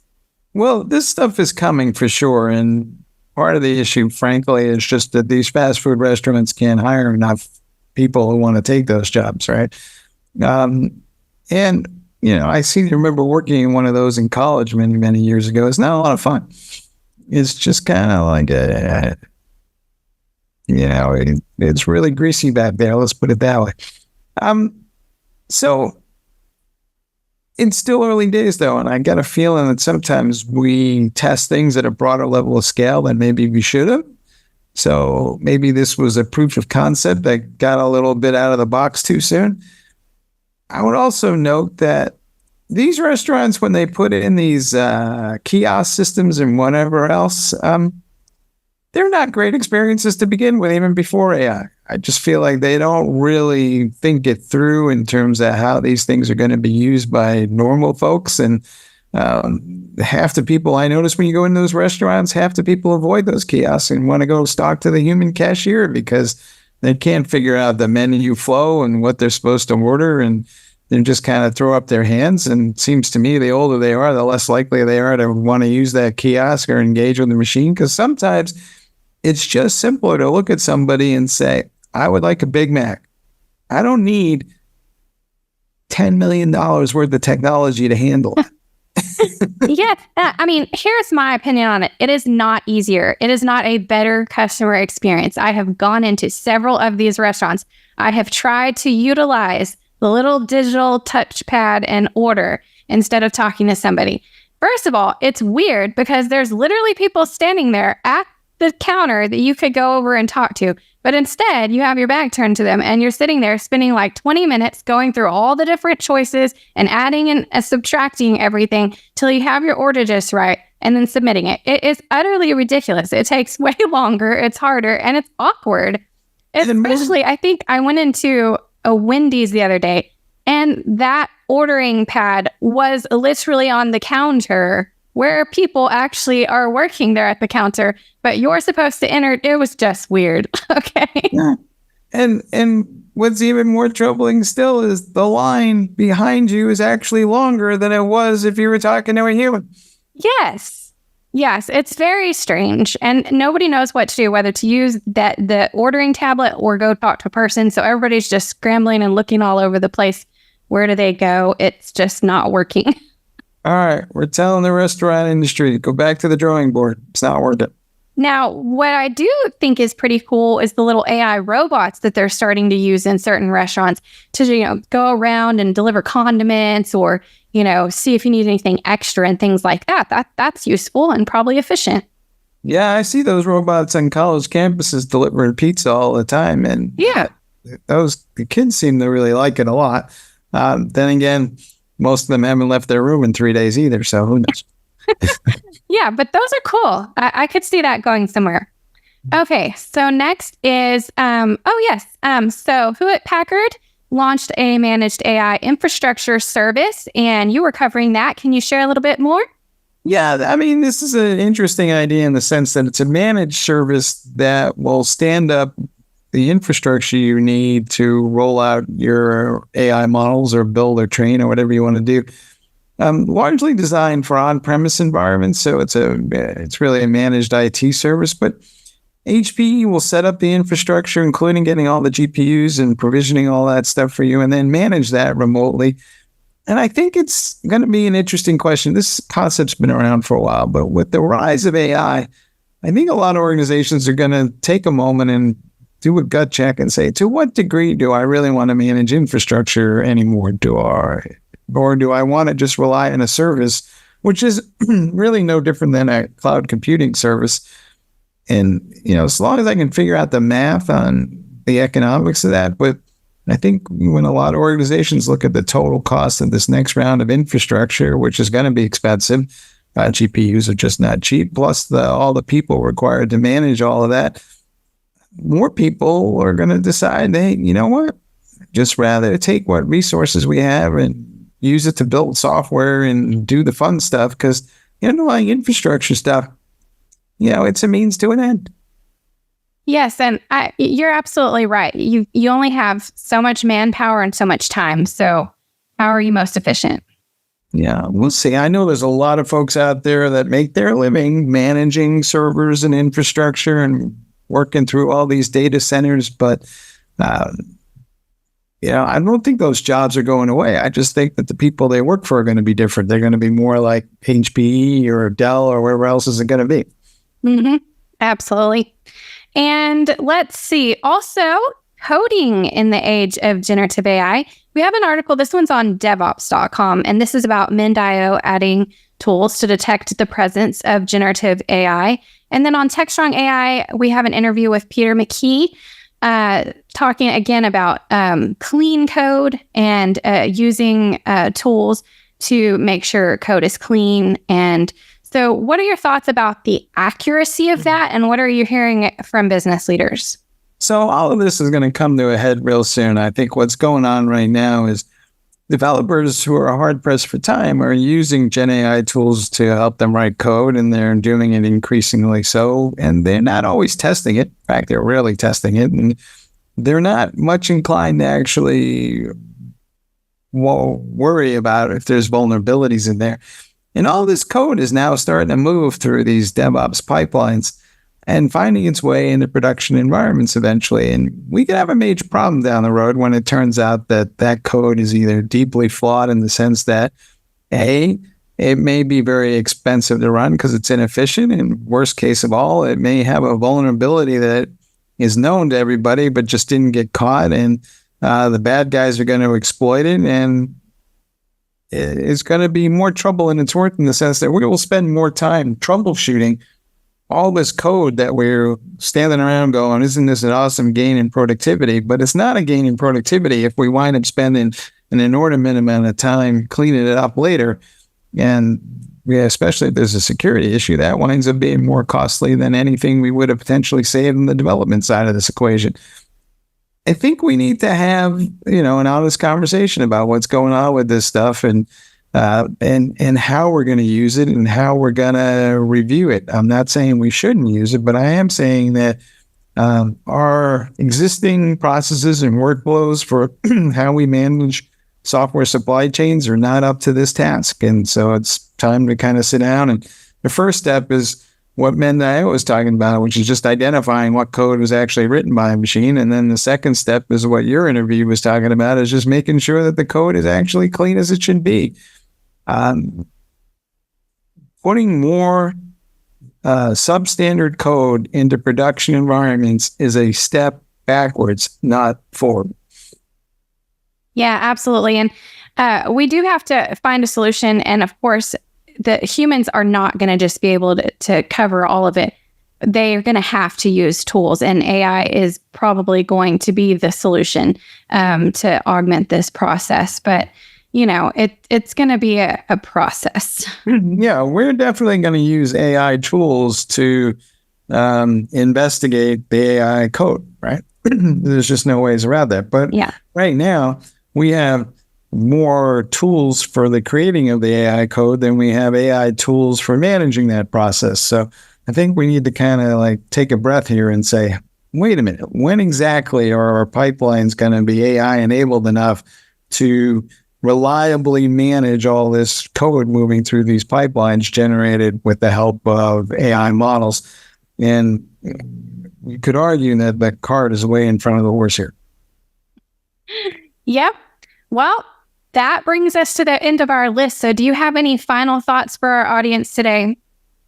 I would just say, AI is going to be, it's going to change our lives. There's no aspect of it that will not be impacted by it. But we need to remember who's in charge of all this stuff, and ultimately who's going to be responsible for it when it goes wrong. That's the truth. Well, until next week, thank you for tuning in. Again, you can go to Techstrong AI and DevOps.com to read those full articles in detail, and make sure to share with us what you're enjoying reading about and what you'd like to hear more about. And have a great day. See you next time.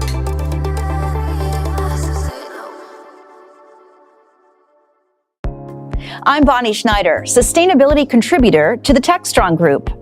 I'm excited to introduce you to a groundbreaking new initiative from Techstrong Research, the Sustainability Pulse Meter. The Pulse Meter offers valuable insights into how environmental responsibility factors into tech purchasing decisions for key players in the industry. Position your company as a leader in the industry and differentiate from your competitors with the Sustainability Pulse Meter, offered exclusively from Techstrong Research.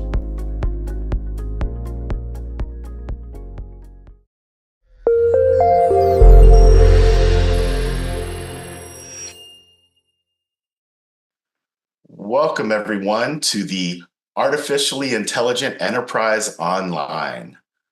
I am the conference director, Mark Hinkle, and I'm very excited to kick off the inaugural AIE Online conference. This has been a very, very exciting year for AI, and I appreciate all of you coming to hear what we have to say. Today, what I'm going to do is I'm going to give you a state of the union, and this is sort of where we think generative AI is today and where it's going. We have lots of exciting speakers from all over the industry, everything from executives to AI developers to desktop productivity experts in generative AI. So should be an exciting day, and we're happy to have you. As I said, my name's Mark Hinkle. I run an AI consultancy called Peripety Labs, and I've spent the last 25 years in emerging tech. And I help people understand and use artificial intelligence. And as you all know, since you were subscribed to the newsletter when you joined, I publish a weekly newsletter to that effect. Before I go into the State of the Union, I'd like to thank our sponsors. I'd like to thank Sneak, Okta, Techstrong Research, and SciSense for helping to keep this a free and accessible event for all of you. And I really appreciate their support. So let's dive into some things. Let's start with the numbers. Artificial intelligence is going to change our world. The impact it's going to have on the world is to the tune of $15.7 trillion by 2030. That is a lot of money. That's a lot of improved productivity. That's a lot of new services. That's a lot more change that we're going to see. And what's important to understand is that generative AI is going to augment our lives. There's a lot of fear around that. And that fear is because we believe that it's probably going to displace 85 million jobs. Notice I said displace, and I didn't say eliminate, because that will also result in the creation of 97 million new jobs. And we see every time a new technology comes around, whether it's the electric motor, the PC desktop, the automobile, that there's a period of disruption and then followed by a period of productivity. And that's what I'm most excited about. And I hope you are as well. We also know that we think that it's going to improve our businesses. And as in a poll of 97% of business owners believe ChatGPT will help their business and improve the productivity and creativity and quality of the work that their productivity workers are doing every day. So why is there such a uproar around generative AI? The uproar is really around the fact that for many years, there have been machine learning and artificial intelligence software that we have used, but it's never been as accessible as it is now. And I just mentioned ChatGPT, and ChatGPT is probably the best demonstration of all time of how this artificial intelligence can be used by virtually everyone on the planet. The enhanced accessibility is the number one thing that has sparked this. But the other thing is that it's actually provided massive efficiency and productivity gains. So we're seeing people that are seeing 2, 3, 4, and 10 times more productivity because they're able to take the natural language processing capabilities of ChatGPT and apply them to their everyday work. And the third thing is just the technology in the last 6 or 7 years has moved at a rocket's pace. And the thing that is interesting is we've gone from the ability to analyze data and draw insights with it, and that's sort of the machine learning. But now AI is actually taking those learnings and generating new types of content based on what it's learned. And that's the real benefit that we're seeing as a society. So the kinds of things, and this is the stuff that you will see every day, generating original content. We see a lot more content online that is being generated on AI. But we're also seeing companies that are doing this en masse, that are generating documentation, creating reporting, that are doing other drawing insights. And that generation of original content is the transformative effect of it. We're also at the beginning of automating complex tasks. And you will probably hear about artificially intelligent agents. One of the most common ones we talk about these days is Microsoft Copilot, but these are in their infancy. They are able to automate simple tasks, but as these models get more complex, they'll be able to automate even more and more complex tasks so that we can let AI do things that are time consuming and less valuable, and we can exercise our creativity and our insight and our judgment on top of what they're creating. On top of that, they're creating massive economic value. We will see companies that are going to see an exponential increase in growth. We'll see new companies and new technologies that are going to enable our existing companies and organizations to thrive. I talked a little bit earlier about how many jobs would be affected as far as displacement and created, but it will probably affect 80% of the US workforce, and at least 10% of our tasks will be affected by LLMs in the near term. And that doesn't need to be a negative thing. It means that we'll have more time to work on the things that are more important from us, as well as the 19% of those folks that are impacted significantly. They'll see 50% of their tasks either augmented or affected or replaced by AI. And if they're like me, I don't have enough time in my day to do all the things I want. And those are the things that I look forward to. Since adopting generative AI in my consulting practice, I've seen at least a 3 times productivity from before. I still do a lot of the same things, but a lot of the low value, time consuming tasks have shifted to me being able to think deeper, be more creative, and spend more time on tasks that are more creative to my bottom line. So if we look at the skills, and this is from the World Economic Report, that people are looking for in the future, for smaller companies, they're still looking at things like big data and other things. But for companies with over 500,000 employees, AI is the top priority. These skills are the skills that we need to move in the future. And it's 15th was where the big AI and big data ranked for 2023. And for 2024, it's moved up to number 3. So we can see this shift as we survey these end users of technology and where they want to go. As far as a time, so we talked about the tasks, but now we're going to talk about time.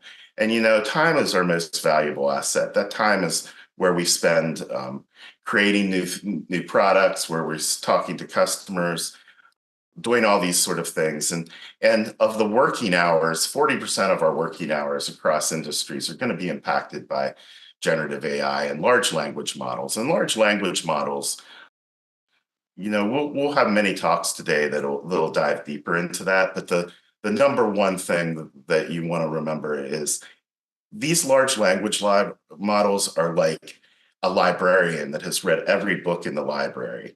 And when they encounter new data, they use that information that they learned from the library to apply inference to new situations they encounter. And that's what we're really doing is we're adding a assistant, or the term of art today is co-pilot, that can sit there and provide inference for data that we encounter based on this large corpus of data that it's ingested into its memory. So think about the reason it's going to impact us is because those 40% of working hours are actually going to be 40% of our hours where we have a dedicated assistant to help us, or dedicated assistants. And we talked about how it's going to affect jobs, how it's going to affect talent. Despite the fact that it's affecting how we work, most of our business leaders still think that there's a talent shortage. And the number one place they see that is in cybersecurity, followed by engineering, and ironically, creative design.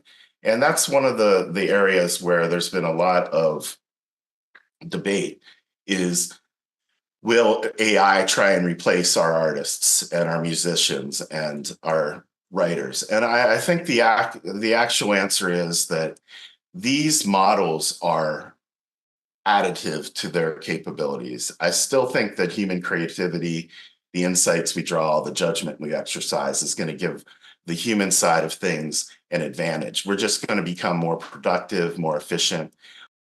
One of the great uses for generative AI is to just brainstorm and ideate on new concepts. But at the end of the day, it requires a human being to understand what those concepts have value, and it just sparks our creativity. It doesn't overshadow it. So let's get into some more numbers. And these are the numbers on how AI is really improving certain areas. If you look at development, software development, the GitHub Copilot from Microsoft has been one of the big success stories. They estimate that it's improved their ability to deliver software by 55%. And really what they're talking about is GitHub Copilot is almost a autocomplete kind of solution where it can help you write the documentation for software. It can help you with subroutines. It can help you, write low value code, but the developers are still going to put that together in a way that makes sense. And that's sort of the synergy between the developers looking and debugging and doing things that they're very good at while benefiting from this Copilot that can help them write their code faster. Just think about autocomplete in your email or in your word processing programs. Those are the kinds of things where if you can do that the whole way through your code, it's going to be much more effective. Another place is video editing. 90% of the time that video editors spend on cutting and pasting and trimming and clipping, you're going to have a smart agent. And the one that this 90% came from Runway is Runway ML makes generative AI video tools. They were used for the Academy Award-winning movie Everything Everywhere All at Once a couple of years back for the rock scenes. Not so much as far as the artistic design, but just finding the right places to clip and combined editing. Another great use of this is answering customer support requests.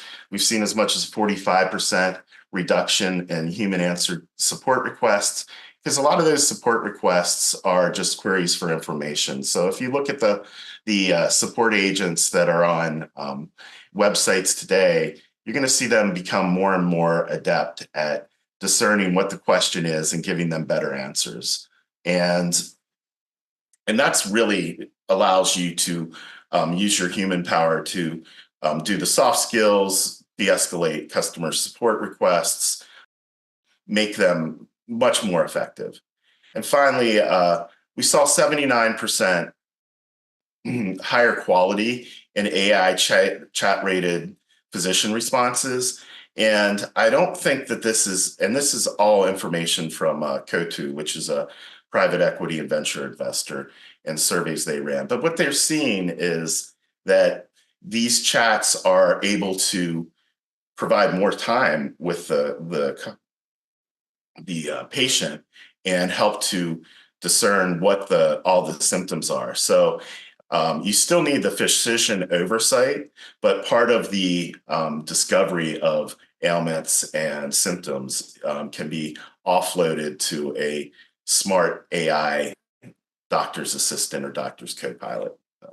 If we talk a little bit more about the skills around this and where we're going is, if we look at the World Economic Report, a forum report from last year, the skills that we're looking for today are not necessarily AI and big data skills, but really the creative thinking and the analytical thinking that we need to make sure that we're providing human oversight for these systems. So while AI skills are very important, there's no replacement for good judgment. And that's what we can pull from this stat. This is one of my favorite stats because I think this makes it real. So if we look at the fact that technology has improved productivity over time, and this is a coalition of data over, from the US Bureau of Labor and Statistics that really shows certain times in history when we've had a productivity boom after things like electricity and personal computing. So if you see the two green lines on the right-hand side, you can see, where we had this huge technology, electricity to our homes, and it was very disruptive for a very short amount of time. And then there was a big peak afterwards. The same thing happens when the desktop computer comes along and becomes a fixture in every home in late 80s, early 90s. And you see that once again, we see a big spike. And that's what's probably going to happen when we adopt more and more generative AI, is that we're going to be a little disruptive, or maybe a lot, and I don't want to downplay that.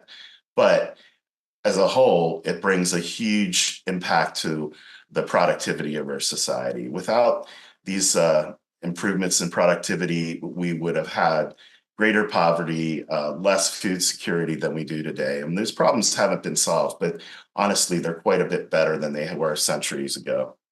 The other thing to think about is, and I noticed I had mentioned that there's a disruption and some jobs will go away, but a lot will be improved. So you can see that we believe that occupations that existed in 1940 are now, areas of growth today. So you can see professionals, managers, clerical and admin. We don't know exactly what those job titles and job responsibilities will be, but I can tell you that if we look at history, they will be less physically demanding. They will provide a better standard of living, and they will give us a better and higher level of information availability. And then that comes down to the humans that decide that they're going to act on that. And I think that's a great opportunity for us. Despite the fact that we're going to see these improvements, there are some legal and ethical concerns. So probably the number one concern around AI is personal privacy. And this was the same concern that we had on the internet. This is the reason that we have laws like the GDPR, and to make sure that our data stays private, as well as, we want it to be private for multiple reasons. We don't want to be surveilled by our governments or our other entities that can use that information for nefarious means.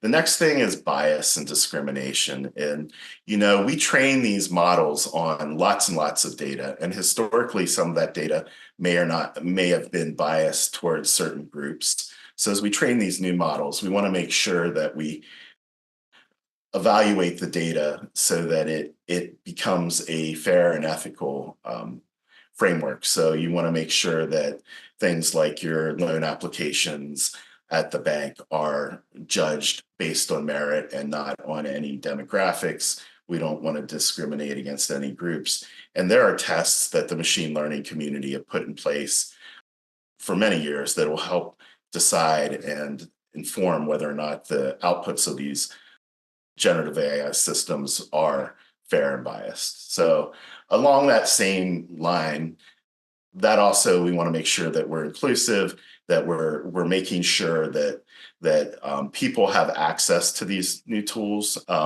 When the internet came about, there was a digital divide between the haves and the have-nots, and over time we've made accessibility to internet via landlines and physical infrastructure or wireless through smartphones so that people throughout the world have access to that. We want to make sure that not only do they have access to the internet, but also access to these generative AI models so that we have a level playing field. And then finally, we have moral and legal responsibility. And if you're a business leader, you want to make sure that legally you are adhering to all the guidelines for these new evolving laws. The most, if you do international business or if you're in Europe, the EU Act came out this year and they put up some legislation in place to make sure that our legal frameworks are responsibly managing generative AI, as well as morality. We want to make sure that these systems and these are acting in a moral, responsible way. And we do that by providing guidelines and sort of moral guidance for these systems. The other thing I think that you should be aware of, especially as a business leader, is the amount of risk that could be introduced from these AI. So if you look at AI, Aon, which is a global insurance and risk provider, they survey their customers, and they're the ones that are underwriting the risk. And if they look at their user base, they found that their customers did not see the risk and ranked at 49th last year, while the person who has to, or the organization that has to underwrite these risks, saw it as 17th. So I don't want to scare anyone into thinking that there's a huge amount of risk. There's risk with everything. There's risk with how you measure your treasury for your companies. There's risk in going into new markets. You just have to understand that risk. And that's why we put on this, I give these kind of talks and put on these kind of events, is that we want to make sure that business leaders and regular citizens understand that while this is powerful and probably very good for society, there are risks, and you want to take a measured approach to move forward. And if I break down those risks, I look at the top three being inaccuracy, and this is from a McKinsey study. And inaccuracy is often talked about in the media as hallucinations. And what we mean by hallucinations is that the generative AI makes up or creates a fact that is inaccurate. And the reason that happens is because we're really probability machines, and they don't have enough background information to make a good answer to a query. So that's why you see so much out there around data and licensing training data. Is that training data is one of the ways that you improve these systems. The second one is cybersecurity.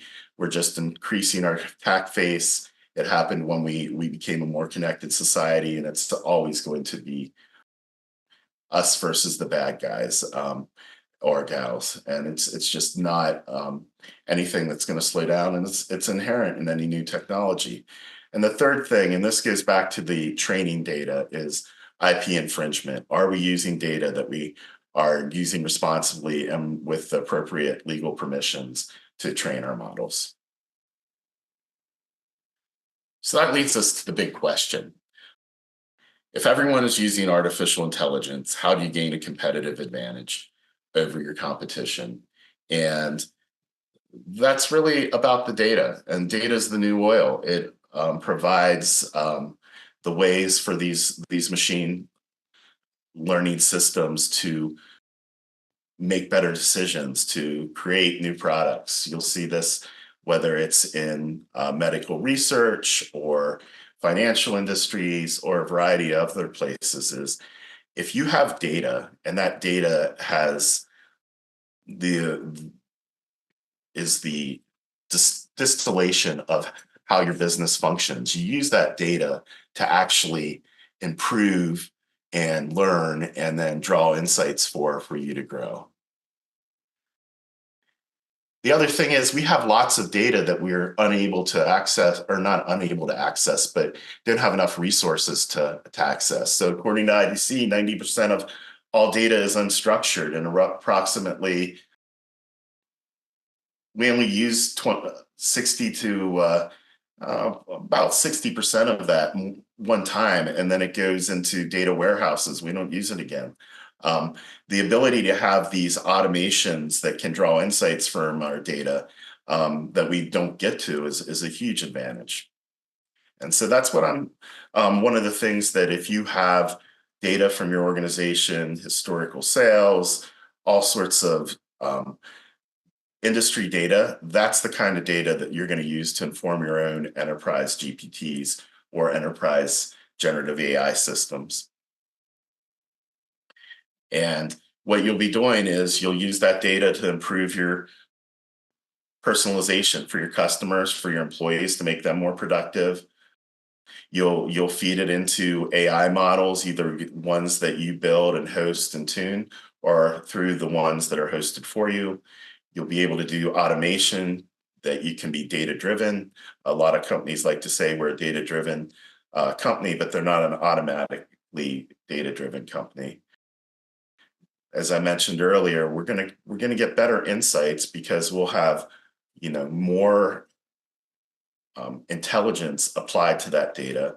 And then some of these companies, and then probably the one that's most been in the news recently was Reddit, and they went public.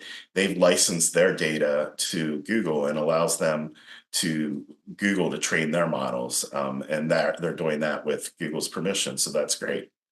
And then generative AI is here to stay. That's the takeaway I want you to have today. And it's going to have massive impact. It's going to affect all parts of our life. And I think it's going to be generally positive. It's going to improve our overall productivity. It's just like when we went from using hand tools to the tractor. We have a country in the US that went from an 85% agrarian society to an industrial one, where only 9% of our workers are involved in food production. So that's not a bad thing. I don't think many of us relish the fact of working in a field, picking crops or hoeing the field using, animals. It's a big improvement. And as we adapt, we're going to go from the same kind of things where things that we did every day, they're no longer as menial and labor intensive, and we'll be able to use our minds more. And so my takeaway from everything today is that you should embrace AI, or you most likely will be left behind. And I don't mean that you have to wholesale live in AI, but if your business, your job, your personal life is not being augmented by some of these advantages, you're not going to have near the quality of life of those that take advantage of that. So I hope this was very helpful. Every week I publish insights like this in my newsletter, The Artificially Intelligent Enterprise. I hope you read it. I'd love to connect with you on LinkedIn or anywhere else. So thank you very much.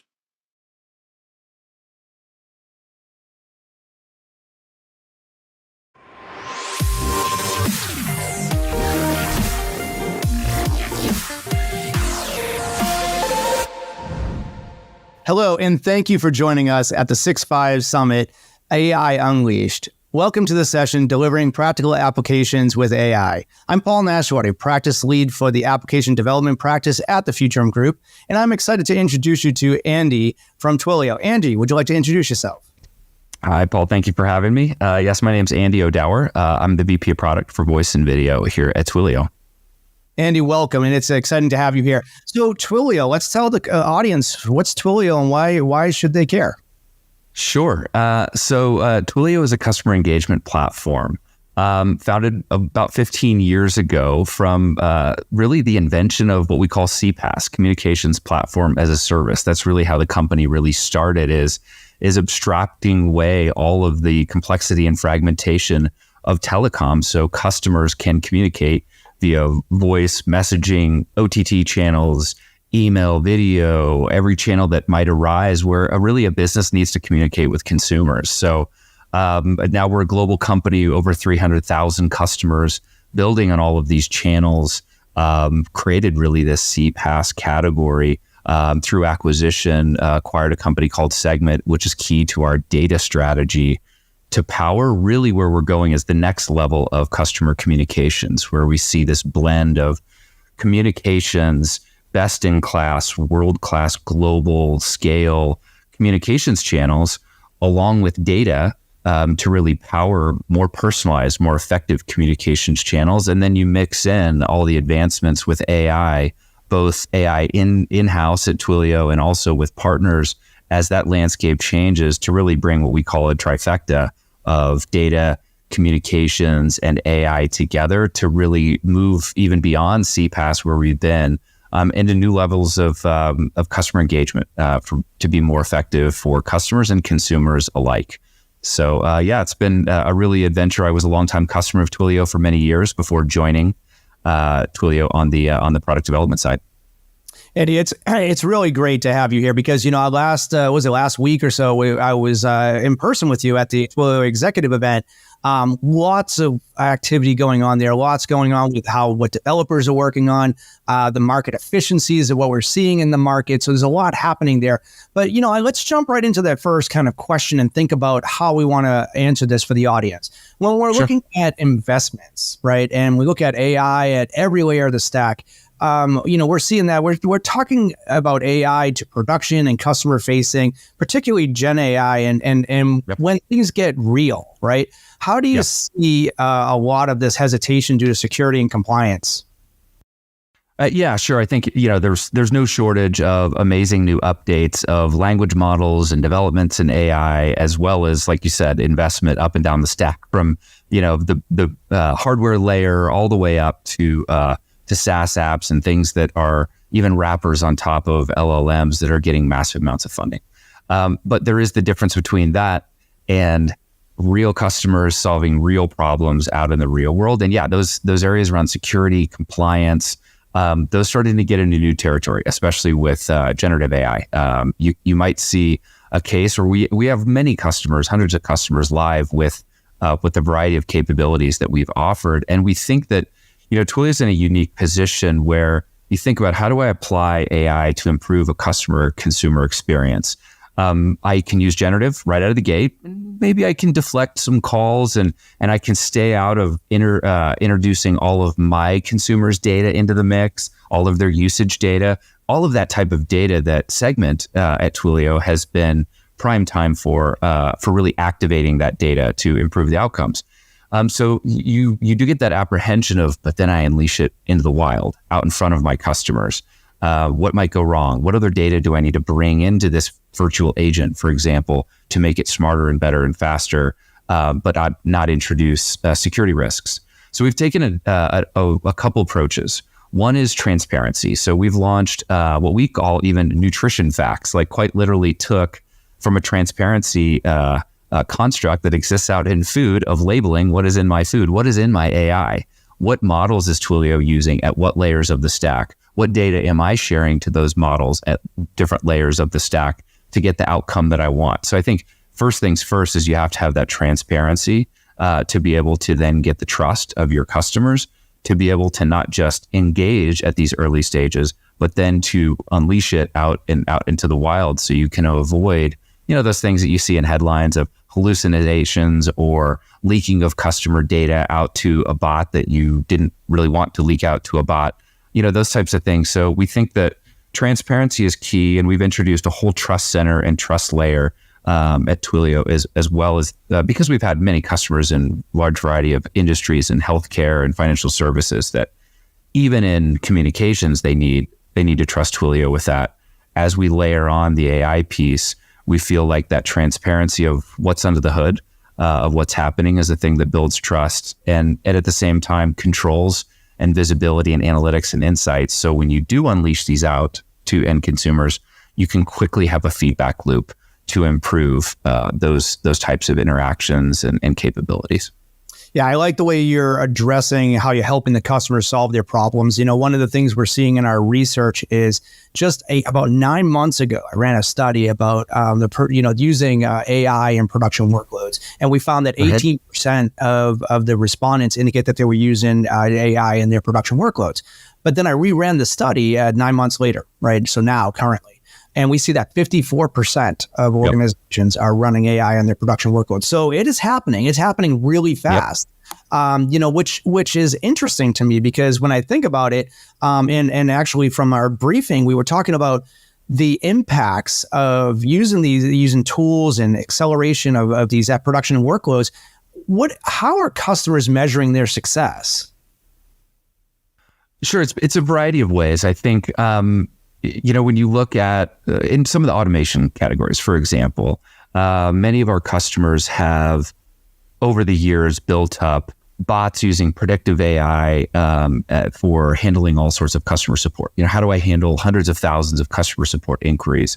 And how do I do that without hiring another 200 people into a contact center, for example? So they're looking at measurements of success in terms of resolving customer issues and support type areas and service type areas while maintaining high CSAT, that customer satisfaction that's absolutely critical. So, it's one thing to just throw a generative AI bot out there that's wrapping a ChatGPT, for example, and hoping for the best. It's a whole other measure of success to be able to say, out of all of these types of inquiries that my business received, these that were more transactional, that could really be handled by a virtual agent were handled successfully, and CSAT was maintained or even increased. So we've seen many cases where customers are having those exact same results.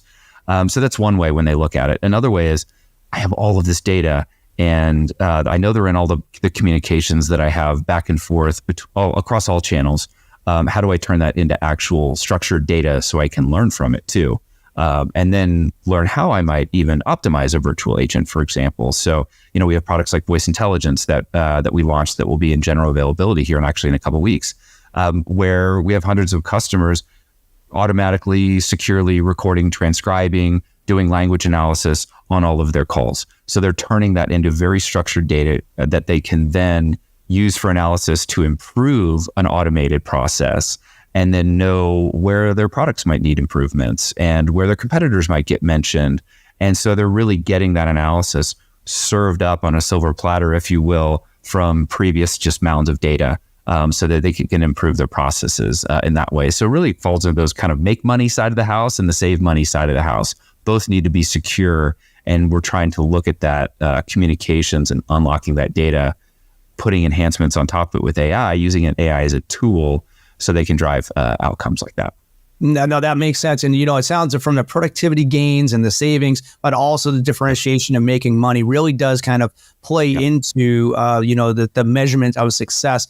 One of the things that I found very interesting, and you touched on it just a little bit, I want to kind of double click a little bit more on it, is what AI solutions you have to offer and that help with addressing these concerns. I know we had a lot of discussion last week, and I think that would be great for the audience to hear. Sure. So, starting in things that we've been doing for quite some time on the Segment side of things is really analyzing all of this customer behavior and predicting who's going to churn, who has propensity to do this activity, who are my highest LTV customers, and these types of campaigns across all these channels that I sent might drive more ROI for my business. So those are the types of things that are, typically in these type of CDP, customer data platform offerings that, we've been confident that Segment's been, the best in the market at that. Then you look at the other side on the communication side of the business, offerings in messaging, or for things to just simply reducing fraud. Messaging is one that's fraught with some of those issues and pumping SMS volume and things like that our customers don't want to have to pay for and shouldn't have to pay for. So we've got AI in those areas to help you also be compliant in your messaging, but also introduce cost savings there. Like I said, in voice intelligence, launching things with speech recognition and language understanding, so you can really turn all these ephemeral calls and that you might have with all of your customers, usually at high lifetime value and high customer acquisition cost moments, that then you can turn that into data for insights. Then the other things that we're doing on virtual agent side are both with partnerships with OpenAI, with Google, as well in the virtual agent category, and language understanding and really conversational understanding that we have as well out there. The umbrella really is what we call customer AI. And that's all of these insights activated across all of your channels to be able to be much more effective. You're not just sending more messages or making more calls or taking more calls. You're being a lot smarter about each one of them, because we look at this future as not just more, it's more effective. And those things that can delight end consumers and drive repeat business and things like that. So those are the offerings that we're bringing under that umbrella, and to, again, make them much more tangible and real. So you can bring in the 3 horizons out really cool technology into the here and now. And we're also launching those types of things. We've launched an AI assistant builder within our alpha team as well. So you can extremely quickly get something up and running and bring in vector database and bring in all sorts of other assets to make that agent faster and smarter. So we're putting things out in the market that are more, I can drive ROI today, as well as things to show what's to come over the years. Oh, very, very cool. But, one of the things we can touch on real quick here is, and you kind of double click down a little bit already, but like, there's a lot of data out there, right? And Twilio has data, customers have a ton of data, right? But, generic AI produces generic results, right? And with these large language models, and whether it's private instantiations or public, how are you able to leverage all the data to basically create effective outcomes and decisions for your customers? Yeah, that's key. I think, as we've seen all the generative AI pop up, and these interesting, these big language models are really good. But when you say, as a business, I need that to work for my customer segments with these problems, with these products or services, that's what I really need to solve here today. So in many of these cases, they can also be small language models and smaller models that are more discrete and highly trained. The missing piece, though, is that personalized data of the customer and the consumer that you're interacting with to actually resolve issues in a call or in a virtual agent chat that can also connect into systems to reschedule, reship, an application that can actually produce an end result of a task that an end consumer wants to accomplish. That's why they contact you in the first place. And the personalized data is key. So, we were fortunate to acquire Segment a few years ago at that leading customer data platform. And very publicly, we've talked about this merge of data and communications. And so what we see is high volumes of customers that have been using Segment for many years for their customer data platform to activate it, and bringing in data across every channel, from Facebook acquisition campaigns to website, mobile app behavior, to support requests, to any number of service CRMs and everything else, data warehouses and everything else, to be able to activate that data, and then really baking that into communications use cases that our 300,000 customers over the years already do, and make that connection really seamless for them to activate it versus having to do development work. So that is very, very top of mind for us to bring these things together, all the way from interoperability with, we could call it legacy data warehouses, to zero copy for security reasons for large banks and financial institutions and healthcare, to activate that, and then to make it seamless with the communications. So that's really the unlock that we see is just AI alone or communications alone don't really hit that mark. All of us selfishly as consumers want highly personalized experiences. And so that's what we really see as the value add, is bringing those key pieces together. As the new models will come and go, we want those foundational elements to be active for our customers. Yeah, it makes a lot of sense. How would you advise the audience to get started?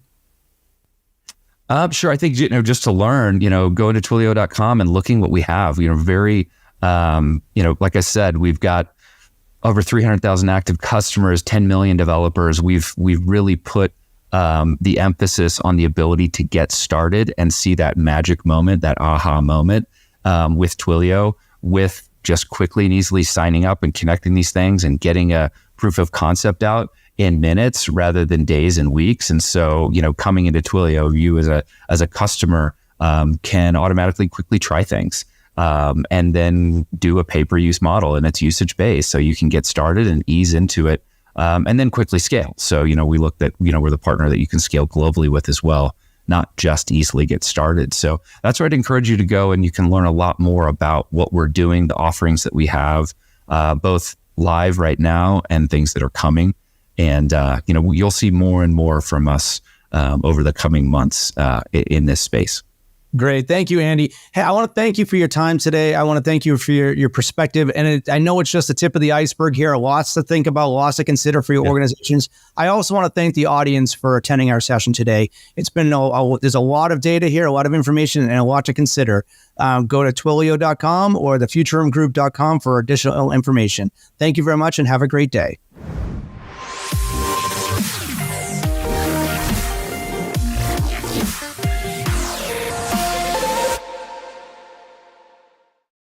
SecurityBoulevard.com is the leading resource for news, analysis, and education on challenges facing the cybersecurity industry.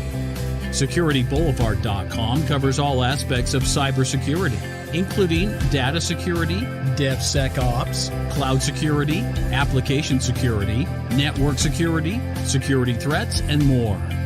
SecurityBoulevard.com has the largest selection of security content, featuring breaking news, blog posts, podcasts, and more. Visit www.securityboulevard.com to learn more. SecurityBoulevard.com, home of Security Bloggers Network.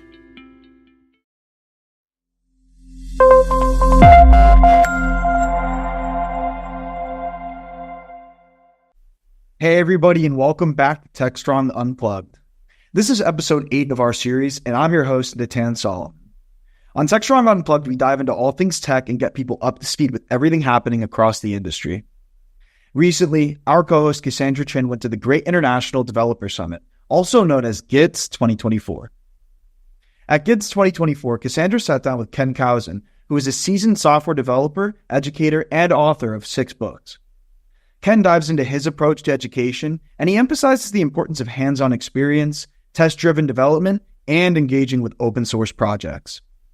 Ken also explores the challenges of teaching in a male-dominated field and the significance of supporting underrepresented communities in tech. Finally, Ken and Cassandra touch on the evolving landscape of AI and its impact on beginning developers. Without further ado, let's head over to GIDS 2024.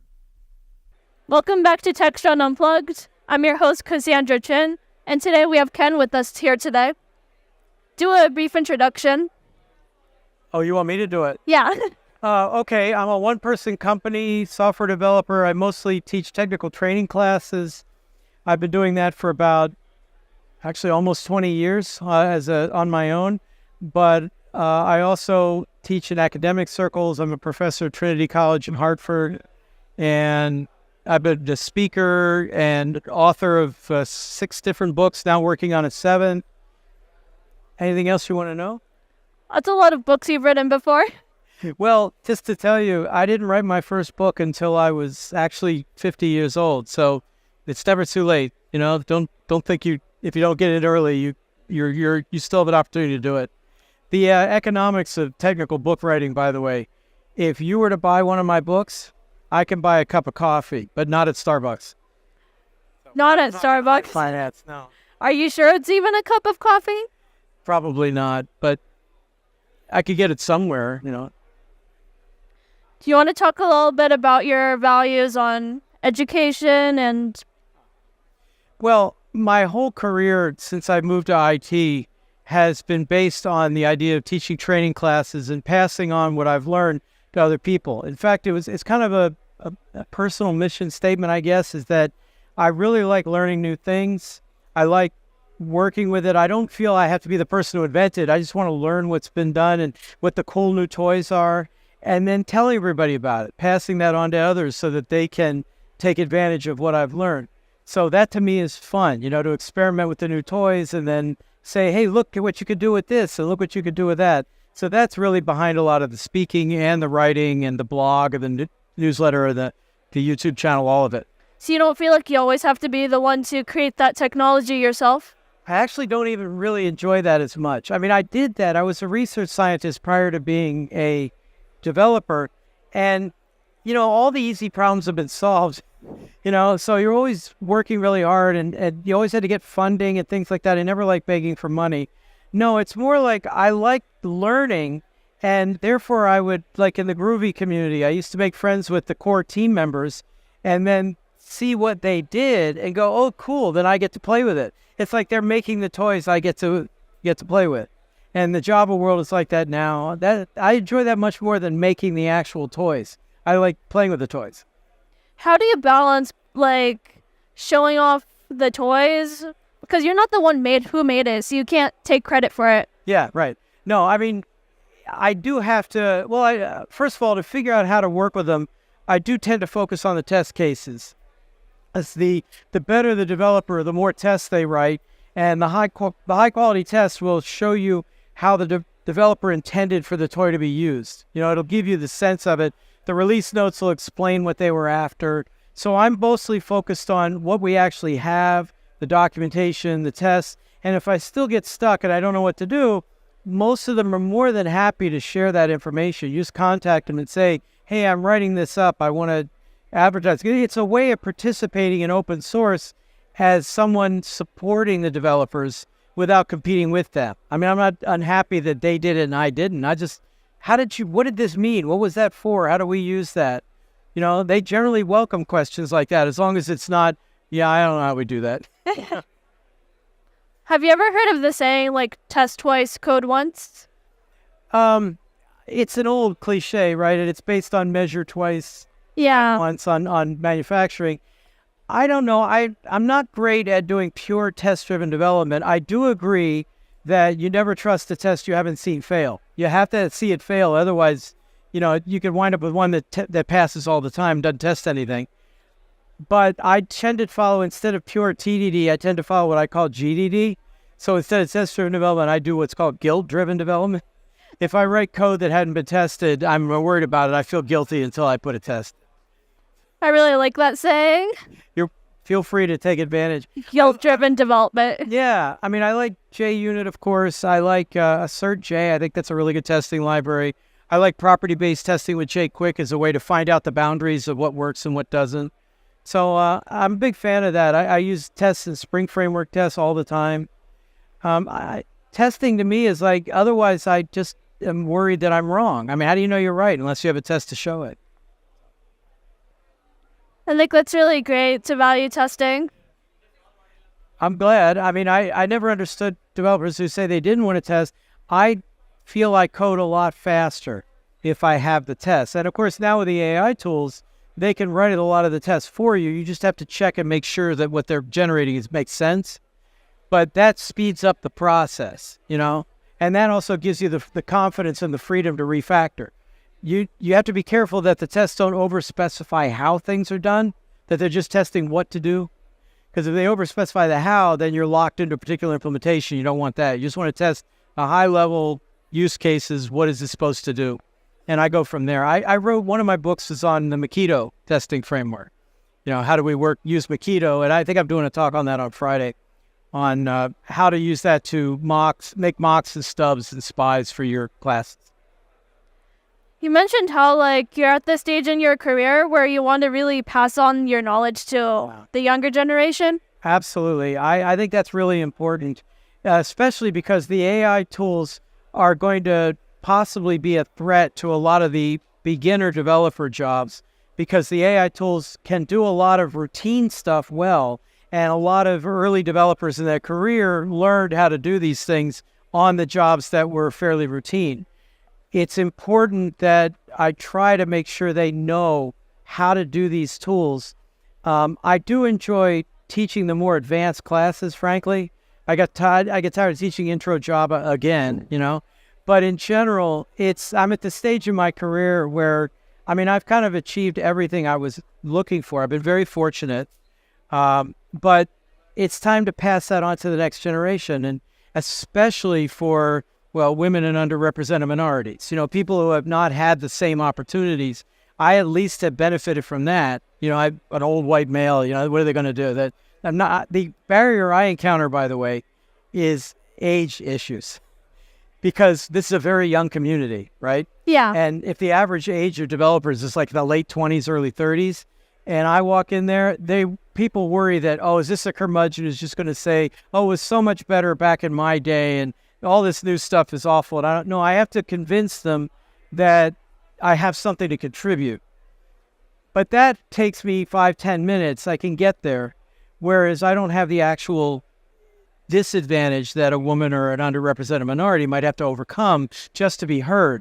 I figure if I can help them get an opportunity, if I can give them the information they need, tell them what things are actually like out there, maybe even make introductions and stuff like that, help you build your network.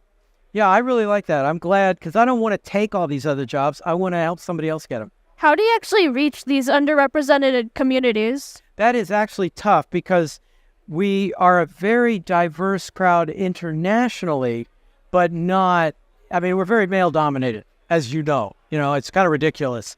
So what I do is I try to seek out speakers and things at conferences like this who are women or underrepresented minorities and make sure I pay attention. Frankly, sometimes all you have to do is listen, and not talk down to them and not be difficult or anything. And that's enough, and that's all they need is some validation and possibly help getting an opportunity, but mostly just basic respect. And it works wonders. Because they're so happy to get it, So I think for you, that would be like striking up a conversation with them. Yeah, absolutely. And, go to a talk, and then after the talk, tell them you thought that I did a great job or what you liked about it. The other thing I've noticed, of course, I have several friends who are, in those categories. And like Trisha G, for example. I don't know if you know Trisha. Yeah, I think I know her. Yeah, she's outstanding. Java champion and everything. I think she works for Gradle these days. At any rate, she doesn't like getting invited to conferences to talk about women's issues again, So I make sure when I talk to her to focus on technical problems that I know she has an expertise on it. She also is really good at the soft skills too. So I ask her about that stuff, and I try to say, if you want to talk about women's issues, we could talk about women's issues. But if you're tired of all that, we could do something else. I have some speaker friends who are women, and they say they're tired of talking on women, being the only woman on panels. I know, and it's just, there is a number problem, and some of that does, in fact, come from the pipeline, that there aren't enough women and underrepresented minorities in the pipeline. But a lot more of the problem is the attrition rate, is how many women leave the field within the first 5 years, and underrepresented minorities, too. Any woman I know who's been in IT for more than 5 years, I automatically have respect for. It's hard to be in a male-dominated field anyway, and there's a lot of what I call boys behaving badly out there. Yeah, I try to step up and stop that. When you first get into your career as a woman, it might even take 5 years for someone to suggest you come to a conference. And when you go to a conference, you meet cool people like you who really give women respect. But until you actually go to a conference, like, you're in your little bubble of guys working together, and that's a challenge. It's true. It's hard for everybody to break outside their bubble, always. But women have certain advantages in that the numbers are small, and therefore conference organizers are looking for them. It's really partly it's the classic problem they say of men will often apply for jobs when they don't have the skills, and women won't. And what you need allies. You need more senior people, men, women, or anybody who can encourage you and say, you know what, throw in a proposal. If you go, you go. If you don't go, okay, fine. You haven't lost anything. And you also start making contacts, because a lot of the conferences look for people they know and have done these things before. So that initial breakthrough that you're talking about, that is an issue for everybody. It may very well be harder for women. Again, you know better than I would on that. But you solve it the same way you solve anything else. You build your network, you establish your reputation. I mean, I got on a speaker tour when I wrote my first book, and I had to keep bugging the organizer for months to let me on the tour. So you never know. So I think we definitely need more great allies like you. Oh, well, I appreciate that. I do what I can. I don't know how much I can do, but I can provide some emotional support. And well, you're here with me today, so I appreciate it. Well, I'm glad to do that. And as I say, also, I'm joining the faculty at Trinity College full-time, so I'll be teaching a lot of undergrads.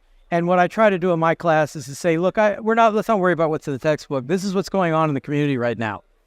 So a news item will come up like Redis changing its license, or that XZ problem that provide a backdoor into the secure sockets and everything. We use that as a case study and we talk about it, what's happening in the community. So you just put that textbook aside? Yeah, I mean, I'd rather do the more senior level classes so that it's not just canned material, but that way we could say, oh, and by the way, I know this is what the book says, but IT is one of the few areas where the working professionals are ahead of the academics, with certain exceptions, of course. But when I was in engineering, the academics were ahead, because the people have been building bridges for thousands of years. But IT stuff, it's the people in the community who are doing the innovative stuff and learning things all the time. And that's what I feel like I can bring in and say to the students, hey, let's get involved in an open source project. Let's see what they're doing. Write test cases. See what the best developers do. Honestly, I think that's the best advice you can give, asking them to get on an open source project while they're still in school. Yeah, you just have to be careful because just like anything, there's good and there's bad. So it's part of the challenge is assessing which ones are worth your time and which ones are worth your energy. Find the right community. That's actually more important than the actual library you're working on. You find the right group of people and it's a really enjoyable experience. You find the wrong group of people, you don't want to do it at all anymore. I hear a lot of advice, which just the advice is join an open source project and get involved. But you really break it down like it's people behind the projects. Well, and the difficulty again is that a lot of open source people, they welcome people joining the team, but not if they're just going to be there for a semester. You know what I mean? They want to form a longer term relationship and they don't want to have to teach the very basics of all the tools. So there is a startup cost. You have to learn how to do issues in Git and merges and pull requests. You have to learn how to write test cases and learn what the deployment processes are. There's a lot to learn. But if you can find the right team that's willing to accept newcomers, then yes, it'll put you at an enormous advantage. Because even if when you go interviewing as a young student to get a job, companies will look and say, well, what have you done? You say, well, I contributed to open source. They may not even care what the project is. The fact that you did something that's real world matters. That really helps. Yeah. So in your classes, are you teaching like the startup cost? Like you're getting them to know how to use the tools? We try. I mean, we do have to spend time on Git, for example, because everything's using a Git repository somewhere. We talk about, how you raise issues and how you write test cases and what's a normal agile process. What's the difference between committers and contributors? And you can just write documentation and you're a contributor. You know what I mean? Yeah. Because they think, well, if I don't write code, I'm not really a contributor. Heck, I suffer from that. I have one commit to the Groovy code base and I wrote a whole book and then yet the people, the committers say, no, you're a contributor. And I'm like, but all I did was one commit, but it doesn't matter. So yeah, we try to do that as much as we can. Okay. I think we had a really good chat today. Yes, absolutely. So thank you, Ken. And good luck with the other interviews or whatever you're doing and whatever you're using this for. Let me know if it goes live. It will definitely go live on Techstrong TV. Techstrong TV? Great. Well, thank you very much.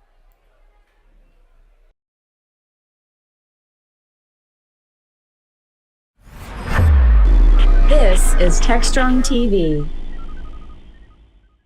Hey guys, thanks for the throw. We're here with Doug Gourlay, who is newly appointed CEO and president of Cumulo, and we're going to be talking about storage, cloud native, and all kinds of fun stuff like that. Douglas, welcome to the show. Thanks for having me. It's good to be here. So what attracted you to this company? There's clearly a lot of activity in the cloud native space. There's a lot more stateful applications than ever, but from your perspective, what's going on? I think the main interesting thing is when you look at the mainstream enterprise and you look at primary storage for mainstream enterprise, there's been this incredible challenge that customers have had over the years, which has been, do I keep things on premises? Do I move them to the cloud? We've heard customers talk about or consider repatriation. We put it in the cloud. We found out it was really expensive. Now let's bring it back. And what we've built is a system that allows an enterprise's primary storage to run anywhere. First off, it can on-premise, x86 or ARM architecture in a disaggregated model on whatever vendor's storage platform they want. Then they can run the exact same file system in the public cloud, Azure or Amazon natively, at a cost point from an economics perspective that is basically equivalent. So this financial challenge, the economic challenge of making a determination, cloud, not cloud, what's best for my business, have eliminated the technology as a barrier to that. Coupling that with, thirdly, a thing we call the global namespace, which to use a movie analogy, allows you to basically look at your data as everything is everywhere all at once. You're globally replicated and making it so that if I'm building a movie and I have a follow the sun model of editors and artists and special effects technicians working on it, everybody can be working in their workflow harmoniously as the data is still very rapidly accessible, globally synchronized, and extremely durable and protected. The combination opens up tremendous opportunities for new solutions for enterprises and how to protect their data, how to utilize their data, how to have their data feed into the applied AI systems, and so on. We've been spending arguably the last 10 years trying to move data into the cloud. And more recently, it feels like there's a more conversation about bringing compute to where the data actually is. And it seems like we've come full circle on this conversation that started 20 years ago when I was much younger. It was always about bringing the compute to the data, and then somewhere along the line, we shifted gears. From your perspective, what is happening here these days? Are we trying to find some middle ground? You know, they always, as you said, we come full circle, or does the pendulum swing back, right? I mean, in-source, outsource, go cloud, go on-prem. I think those cycles always happen. And the job of technology is not to lock somebody into a particular business decision. I think the job of the technology is to unlock the business decision so that the business can say, what is best for us? There are scenarios to run a big on-prem data center, got to have people and human capital, got to have expertise, you got to have reasonable scale. If you don't have human capital, expertise, and scale, don't build a data center. Don't run one. Go to the cloud. If you need something that is elastic, if I need to forward project things and stand it up rapidly in Singapore right now and then Switzerland in 2 hours from now, the cloud is a perfect place to run it. So we've seen enterprises say, if I don't have the people, if I don't have the expertise, if I don't have the scale, I'm going to go on the cloud. We've seen some enterprises lift workloads and shift them over to the cloud and go, whoa, this is a lot more expensive in reality than I thought it'd be. Maybe we should come back. And we've seen people who refactored applications for the cloud and then realized they locked themselves in. Now, our view is our customers should have choice. And there shouldn't be a technology inhibitor to moving your workloads into the cloud if that's the best business decision, and to be able to do that without a negative economic impact. And similarly, if a customer has workloads in the cloud and they determine that would be better served running on premises, they should not have a barrier to exit either. They should better bring those exact same applications, the exact same data, and the exact same file systems back on premises, and not have to refactor an application or, again, have to change the way the data is accessed. So in fact, being able to use both concurrently is what it becomes incredibly powerful. I can have my data exist in the cloud, in multiple clouds, and on-prem concurrently. I can then choose to migrate an application if I need to.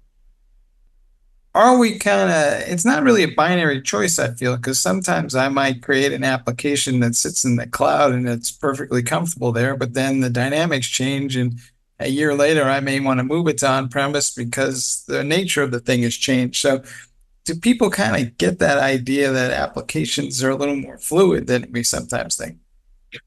I think it depends by market and by the age of the application, to be honest. I'll give you a good example. One of the first, earliest, best examples I've had of this, and this was a decade ago, was a video game company.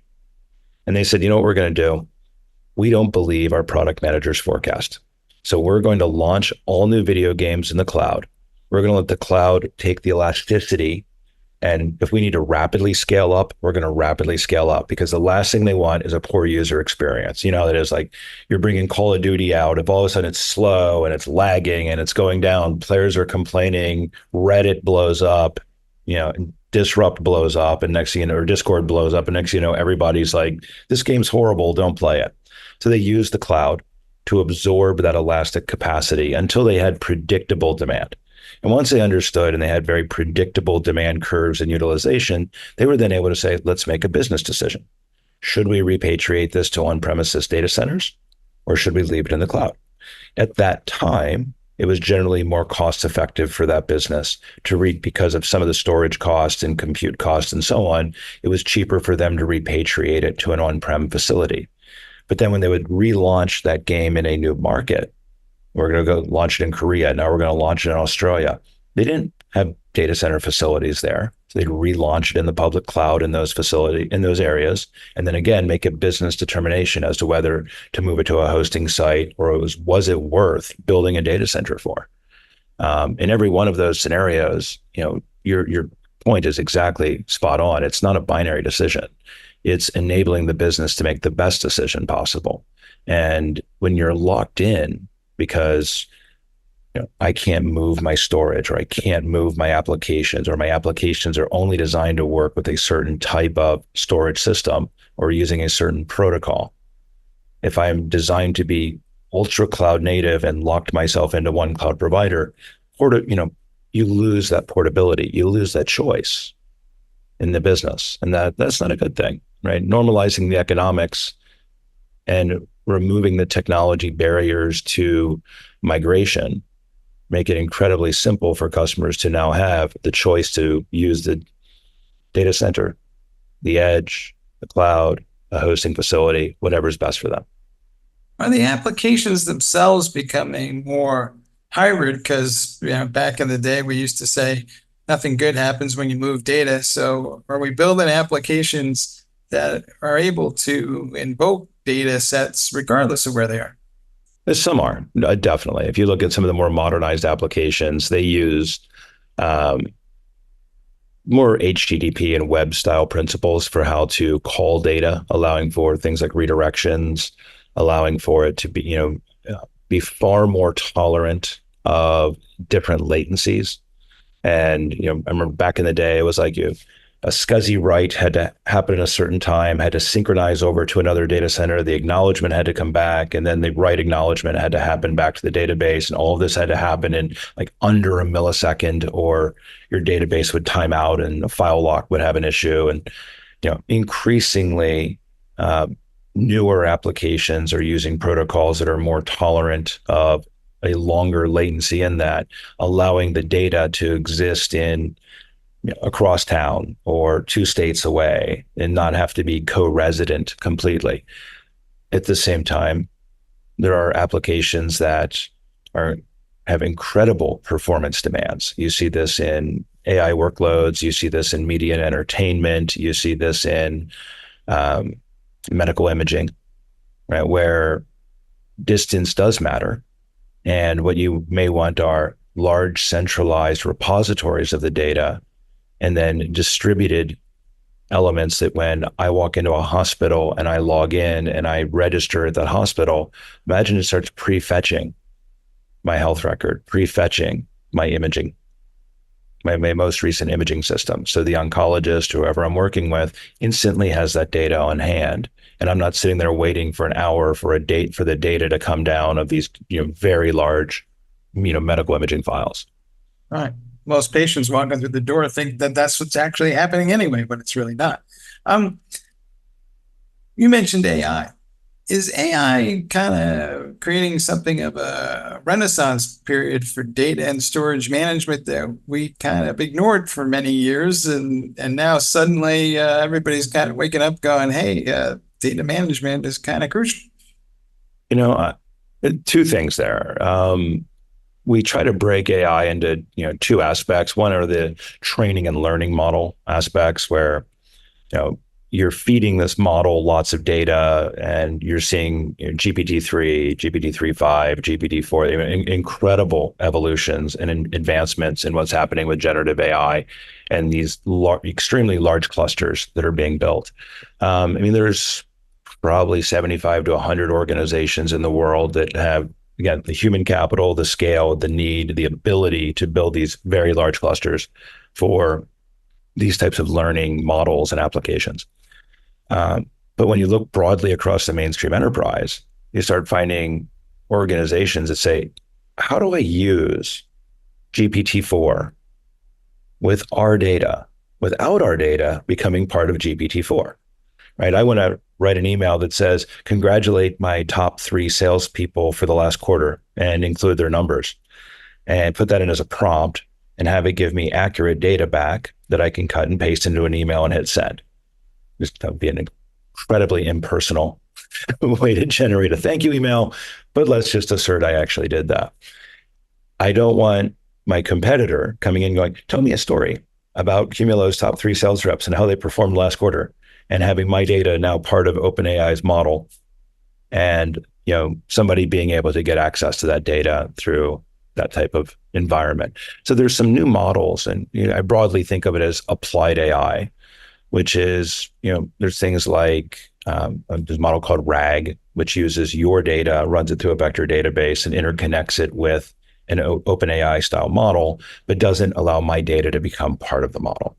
I think mainstream enterprise will be using far more inference, cloud-based delivery, and these types of applications of using public models, using open models with their data. And I think what it will result in, and kind of the headline is, there's probably going to be more data generated in the next 3 to 5 years than in the entire previous history of humankind.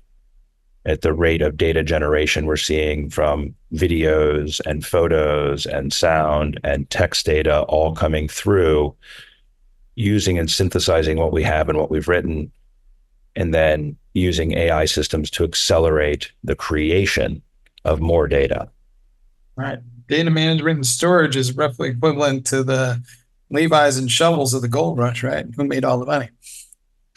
I think that's a pretty fair statement. And our view is that I want to work with the companies who are going to maximize the value out of that, which are the thousands of mainstream enterprises who have decades of data. That is file data. That is, how the formula for Coca-Cola, right? What choices and trials did they do for every drug they ever tried to make at a particular pharmaceutical, and then be able to utilize that data with AI models to say, here's what worked before, here's what we've tried, what haven't we tried, what new models should we do, and allow them to, again, utilize public models, utilize their data, whether it's in the cloud, whether it's on-prem, to maximize the value of that data. You mentioned security in passing, but I can't help but wonder if storage, data management, and data security are about to converge. I think there's a tremendous point of convergence there. And if you look at one of the biggest risks of having large-scale data, is we see large-scale ransomware attacks now, right? And it's one of the one of the bigger attack vectors and more common threats right now. And we're seeing healthcare systems get shut down and go back to paper charting, right? And that had a tangible impact on billing. It had a tangible impact on patient care. And, I literally talked to some of the doctors and nurses at, a healthcare system that for 8 weeks plus was operating on paper charts. And the question becomes, how can the storage system, the data management system, the applications? Is there a way they can work together to detect when someone's trying to, for instance, encrypt the entirety of the volume of electronic healthcare records? And can that be detected? Can that be prevented? Can that be rapidly recovered and restored from? Can you capture enough data about the attack that's happening to regard it as prosecutorial evidence? These all become, again, parts of how the systems have to work together to create, and I don't think there's any, every security company in the world will tell you, we're the answer, use our box. We are the answer to this. To me, I believe it's a systems level problem.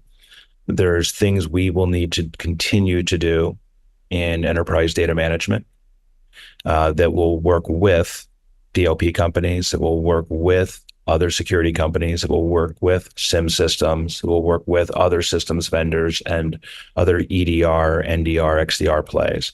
And I think it's that ability to work within the ecosystem at a systems level that creates the maximum opportunity to defend and defeat a malefactor who's trying to do something, that horrible especially to a hospital system that provides patient care.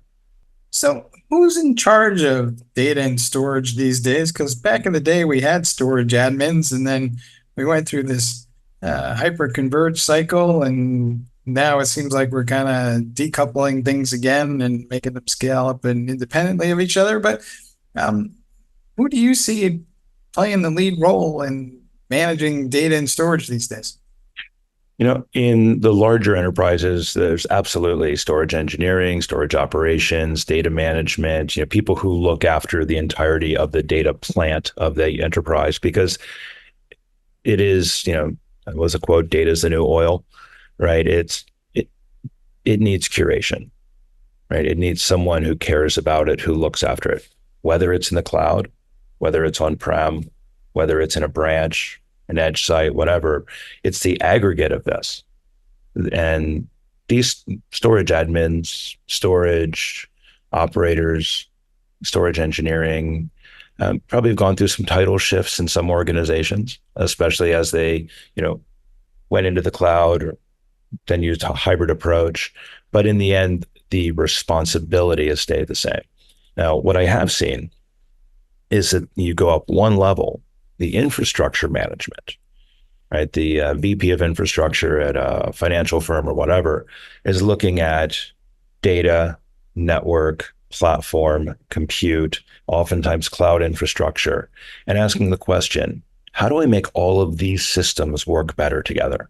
Because traditionally, and they would often use the term, my storage tower versus my network tower. And I'm like, why do you call them towers? Well, they're like, well, we're in New York, so we call them towers. We would call them silos if we were in Chicago. And I got a good laugh out of, a CIO telling me that. But they think of them as these vertically integrated technology components that aren't interconnected well. But one of the key priorities I hear from every one of them is, can you make them integrate and make them work better together? And my background has largely been networking and systems. And right now I'm sitting in a data management company that stores exabytes of data for our customers and manages exabytes of data across 1,000+ enterprise customers. And I look at that, I'm like, wait a second, what's a networking guy doing here? Well, it's simple. When we have a global namespace and we start distributing data everywhere, that's a networking and storage problem. When it's in the cloud and it's on-prem, that's a networking, storage, systems, and cloud problem. How we interconnect these things and how we transport the data between them and how we allow that data to be synchronized and be readily available and be durable, right? That is a systems level problem. And I think there's a tremendous area of innovation that we can unlock there by allowing these systems to work better together than they ever have before by default, as opposed to through, archaic configuration.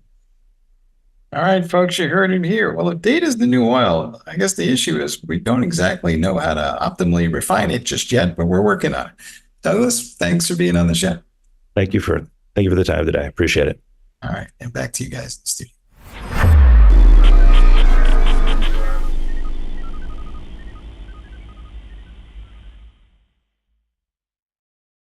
DevOps.com is the #1 online destination for DevOps education and community building. DevOps.com covers all aspects of DevOps, including DevOps best practices and tools, DevOps culture, DevSecOps, business impact, continuous testing, continuous delivery, and more. DevOps.com has the largest collection of original DevOps content, featuring breaking news, blog posts, podcasts, and more. Visit www.devops.com to learn more. DevOps.com, where the world meets DevOps. Hey, Tom, what's going on? We've got a podcast to publish. What are you doing? I'm trying to finish the script, Stephen. I'm trying to finish the script for the On-Premise IT podcast so that we have a lot of great things to talk about. Just give me like one more minute and I'll be done. Tom, on-premise? Are you sure you're not using that wrong? Don't you mean on-premises? Again, really? You know what? Fine. Let's just change the name of the podcast so that we don't have to worry about that anymore. Forget it, right? This used to be the Tech Field Day podcast. That's what it should be again. Welcome to the Tech Field Day podcast, the only podcast that dares to be both on topic or on premise, and sometimes on location. Each time we meet, we bring together a group of independent IT technical experts to discuss a single idea about key concepts in our industry. On this episode, well, we're discussing this episode. This is episode 0 of the Tech Field Day podcast, but it is actually episode 433 of the podcast series. So if that's got you scratching your head, stick around and we will explain exactly what's going on here. So this episode, we are rebranding from On-Premise IT to the Tech Field Day podcast. I'm your host, Stephen Foskett, organizer of the Tech Field Day event series, which is now part of the Futurum Group. And joining me on this episode is none other than the other moderator, a longtime moderator of the On-Premise IT podcast and now the Tech Field Day podcast, Mr. Tom Hollingsworth. Tom, welcome to the show. Thanks, Stephen. I'm very happy to be here. And it feels interesting to be on a podcast with you for once, because normally when we do these, we kind of split it up a little bit. But I think it's important that you and I kind of give our audience a little bit of a heads up. Nothing is changing. Like this is still the same podcast that you've subscribed to and you've listened to for years. We just changed the name on it. So, for example, one of the things that you and I feel is very important about this, there's still going to be a premise in every episode. Like, we have to have that, right? Yeah, absolutely. And I it's interesting because we didn't set out to having that be sort of a differentiator for this podcast. I'll talk about the history here in a few minutes, but the premise to me really is the core of this podcast. What are we talking about today? Because so many podcasts, well, I mean, there's kind of two kinds of podcasts out there. There's the listenable ones that have a topic in each episode, and then there's the ones that I can't stand, which is just people blathering. Yeah, you're totally right about that. And I feel the same way. Whenever I'm looking for information about a given topic, say on a YouTube video, do I want to watch the 25-minute version of that YouTube video that is very specifically focused? Or do I want to watch an hour and 30 minutes of 5 co-hosts rambling about whatever comes into their head at a given time? Well, I know which one I would pick, and based on our numbers, I know which one our audience would pick too. So the premise is still going to be there. We have to have that.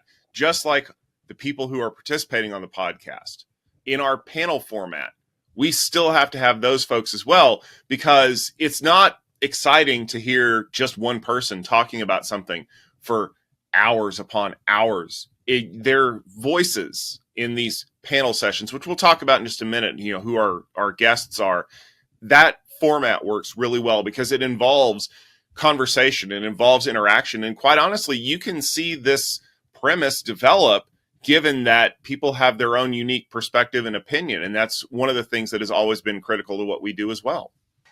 Yeah, and the again, that's a differentiator from a lot of podcasts. A lot of podcasts have a very set group of speakers, and occasionally they'll invite in a guest speaker.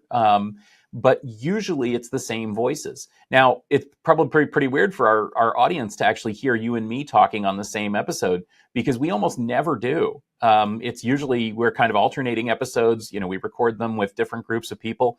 And that kind of goes to the Tech Field Day angle, which we'll talk about in a little bit more detail. But yeah, most of the time we try to have the guests be the ones that are doing almost all of the talking. And I think, again, that's another differentiator for this podcast.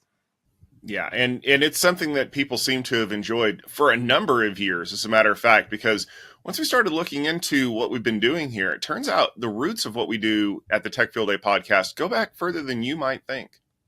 Yeah, it's interesting. I until Corey, our producer, went and ran the numbers for me, I didn't even know exactly what this was. But let me give you guys, let's set the Wayback Machine here. So we launched this podcast actually in 2010, which is wild. That's a long, long time ago.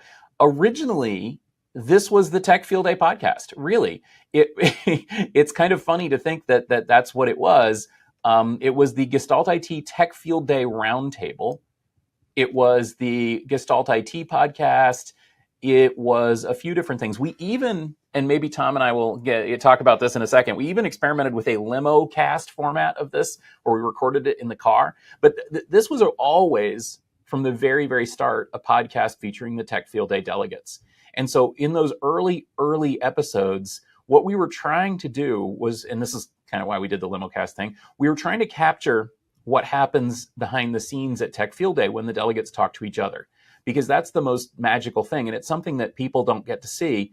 Even if you're watching Tech Field Day events, usually it's the sponsors presenting content and the delegates asking questions and discussing.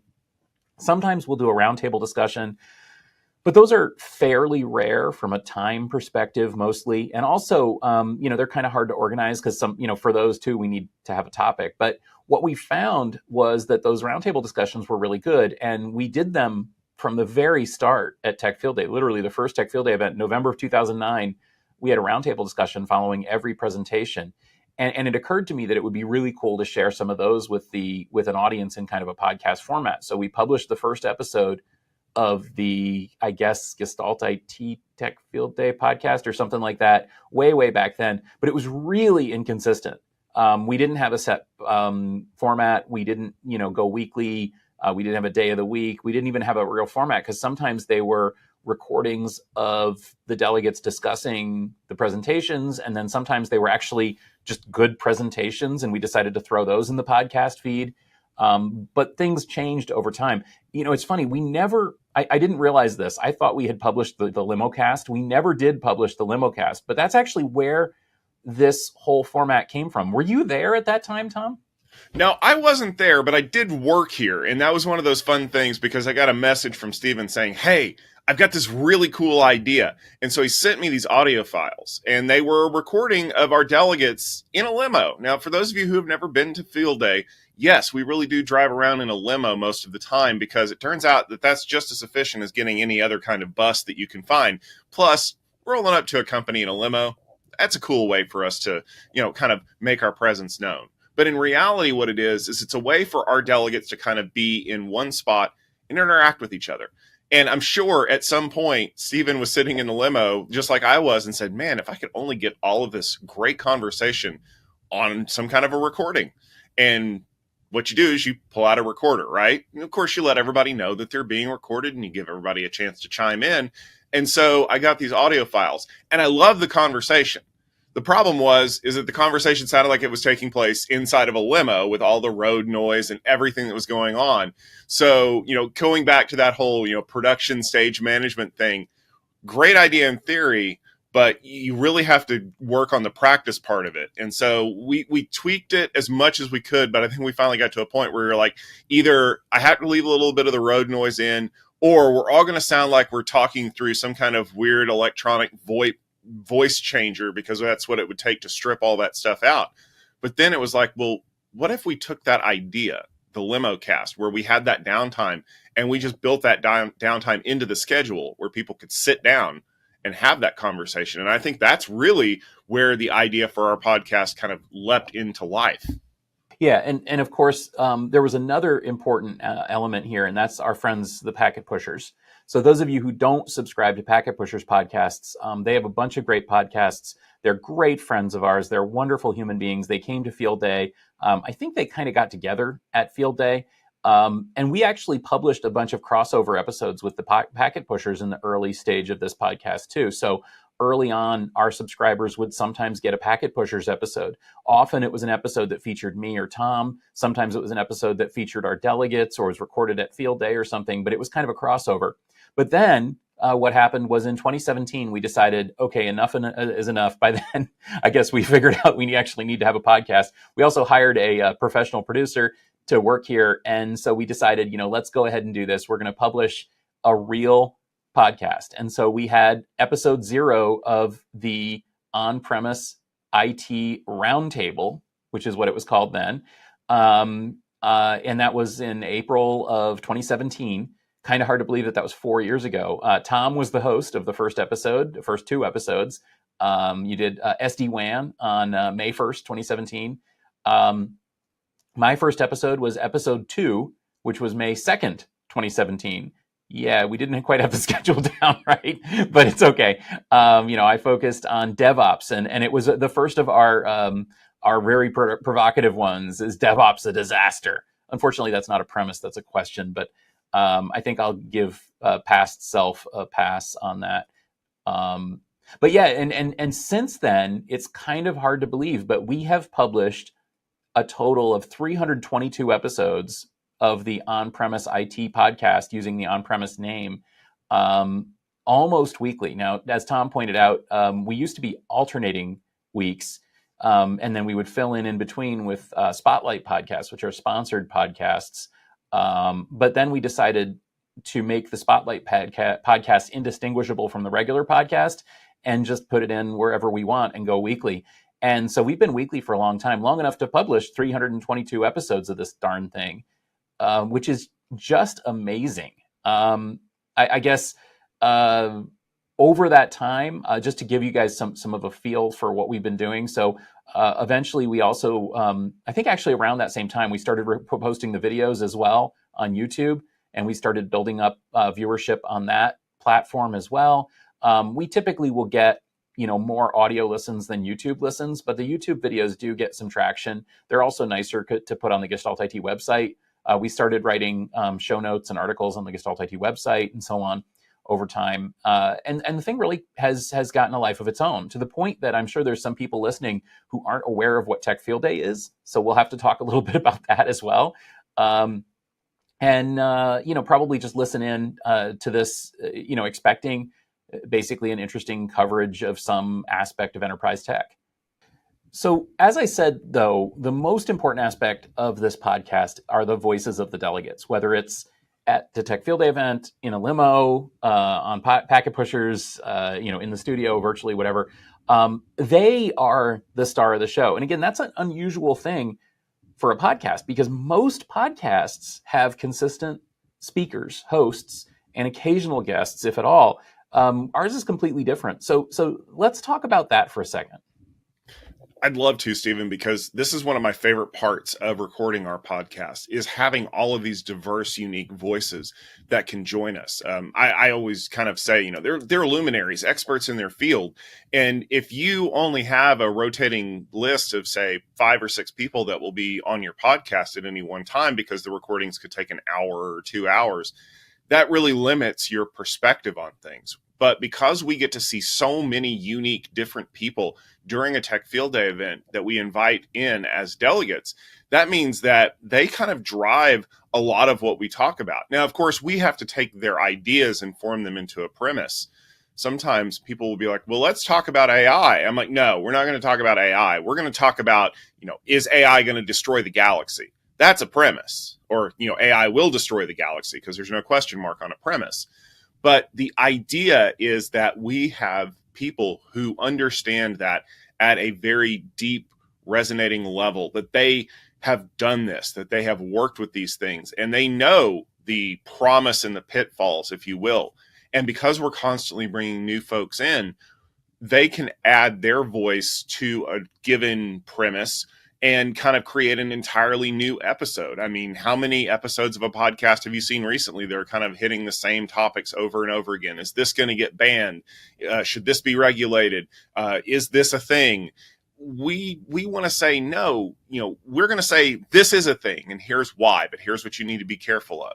And that means that we need those delegates. We need those people, the independent experts in the audience, to give us that perspective. And Stephen, you've been dealing with delegates as long as anyone, since Tech Field Day is something you've been a part of. Do you feel that they have a unique voice compared to a lot of the other, media trained people in the industry?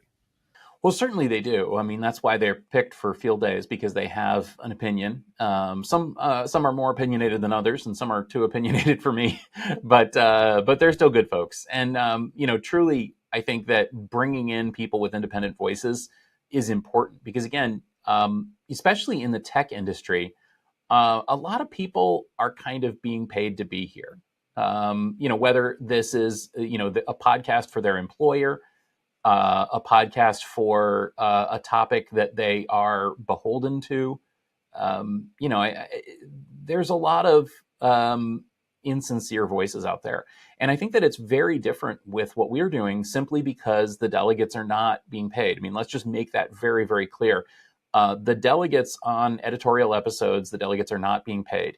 We do pay them to participate in what we call spotlight episodes, which are the sponsored episodes, simply because it would be unfair of us to take money from a sponsor and then not share it with the people on the show. So we give them a share of that money, but we don't do that for the normal episodes, simply because we want it to be a fair and open discussion. Now, we're going to have to talk about those spotlight episodes here in a second, but as far as the ordinary episodes, just again, for background for the audience, how that goes is, we bring together people for our field day events.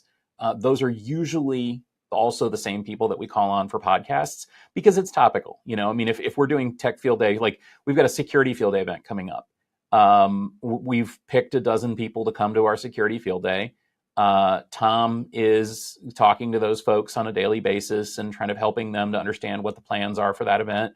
And so he's going to contact them and he's going to say, hey, who wants to be on a podcast with us? We're going to record on Thursday or whatever it is. And we'll get 2, 3, 4 of those people together. And the first thing we do when we get on that call is we say, hey, what do you feel like talking about? Now, there usually is a lot of, let's say, Betteridge's law of headlines kind of things that go on there, where people will ask a question that is obviously wrong. That's not the on-premise way, though. So we kind of flip that around and basically say, look, you got to take a stand on something in the headline. A lot of the time we try to make those fun. DevOps is a dumpster fire, that kind of thing. But truly, it's all about the discussion. And we have the delegates pick the topic.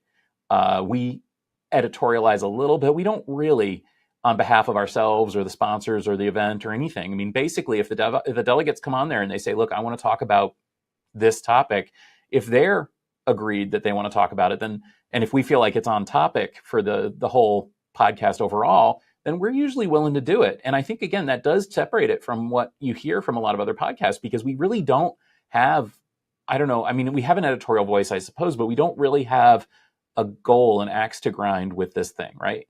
No, we don't. And I love the fact that there are times when we've recorded podcasts where the delegates don't even agree with each other on the topic. Like, you can literally just kind of feel the energy in the room when one of the delegates says, well, I believe that, shampoo is better. And then the other delegate across the way is like, no, conditioner is the best. And they just go back and forth, not angrily, but they're both trying to make their perspectives understood. And that's one of the values of, just taking a stance on a subject. You don't always have to agree. You can debate, you can do whatever you want to do and really make your voice heard, because when someone listens to the episode, they're like, well, I see where you're coming from. And I totally think that is the way that I would believe in it. But I also see that there are good points being raised over here. That, in essence, creates a better environment for everyone, because not every issue is black and white. Like, for example, if I came out and I said that security audits cause more problems than they solve, someone out there is going to go, yes, you're absolutely right, and I have evidence to believe that. And someone else is going to say, no, you are absolutely wrong, and they are absolutely critical. But the conversation is what makes this so ultimately valuable, is because by getting everything out there without editorializing and saying, Stephen, you're wrong, and as the moderator, I have the final say, that is super valuable to the community. Because like we said, these are delegates. They're not being paid to be here. They are not pushing some kind of other agenda. They are people who do the job that you do, maybe in a different walk of enterprise IT, maybe for a different company. But ultimately, they work on the technology. They understand the technology. They feel confident about talking about the technology. And that's one of the reasons that we invite them to be a part of Tech Field Day. But Stephen, I think it's important maybe to help people understand out there, if they've come to this podcast listening to our great premises and they have no idea what Tech Field Day is, maybe you give them a little bit of background. Yeah, thanks. I guess I'm the right person for that job since I started Tech Field Day. And it's been almost 15 years now since I did. So yeah, let me give you a little bit of background on who these people are and where this thing comes from. Now, some of you may know Tech Field Day. In fact, probably a lot of listeners know Tech Field Day because we've been talking about it a lot for 432 episodes. But if there's a chance that you don't, and even if you do, maybe this will help kind of clarify some things.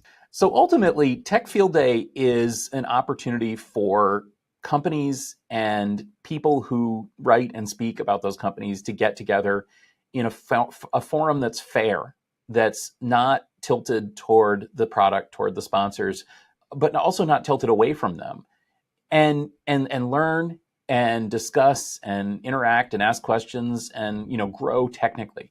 Field Day is all about this practitioner, the technologist, IT decision maker kind of audience.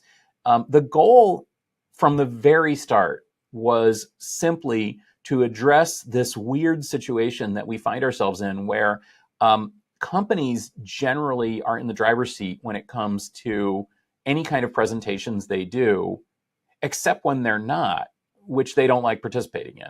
And so right from the very start, I was being invited, and Tom was as well, and a lot of us were being invited to these blogger days or analyst or press days.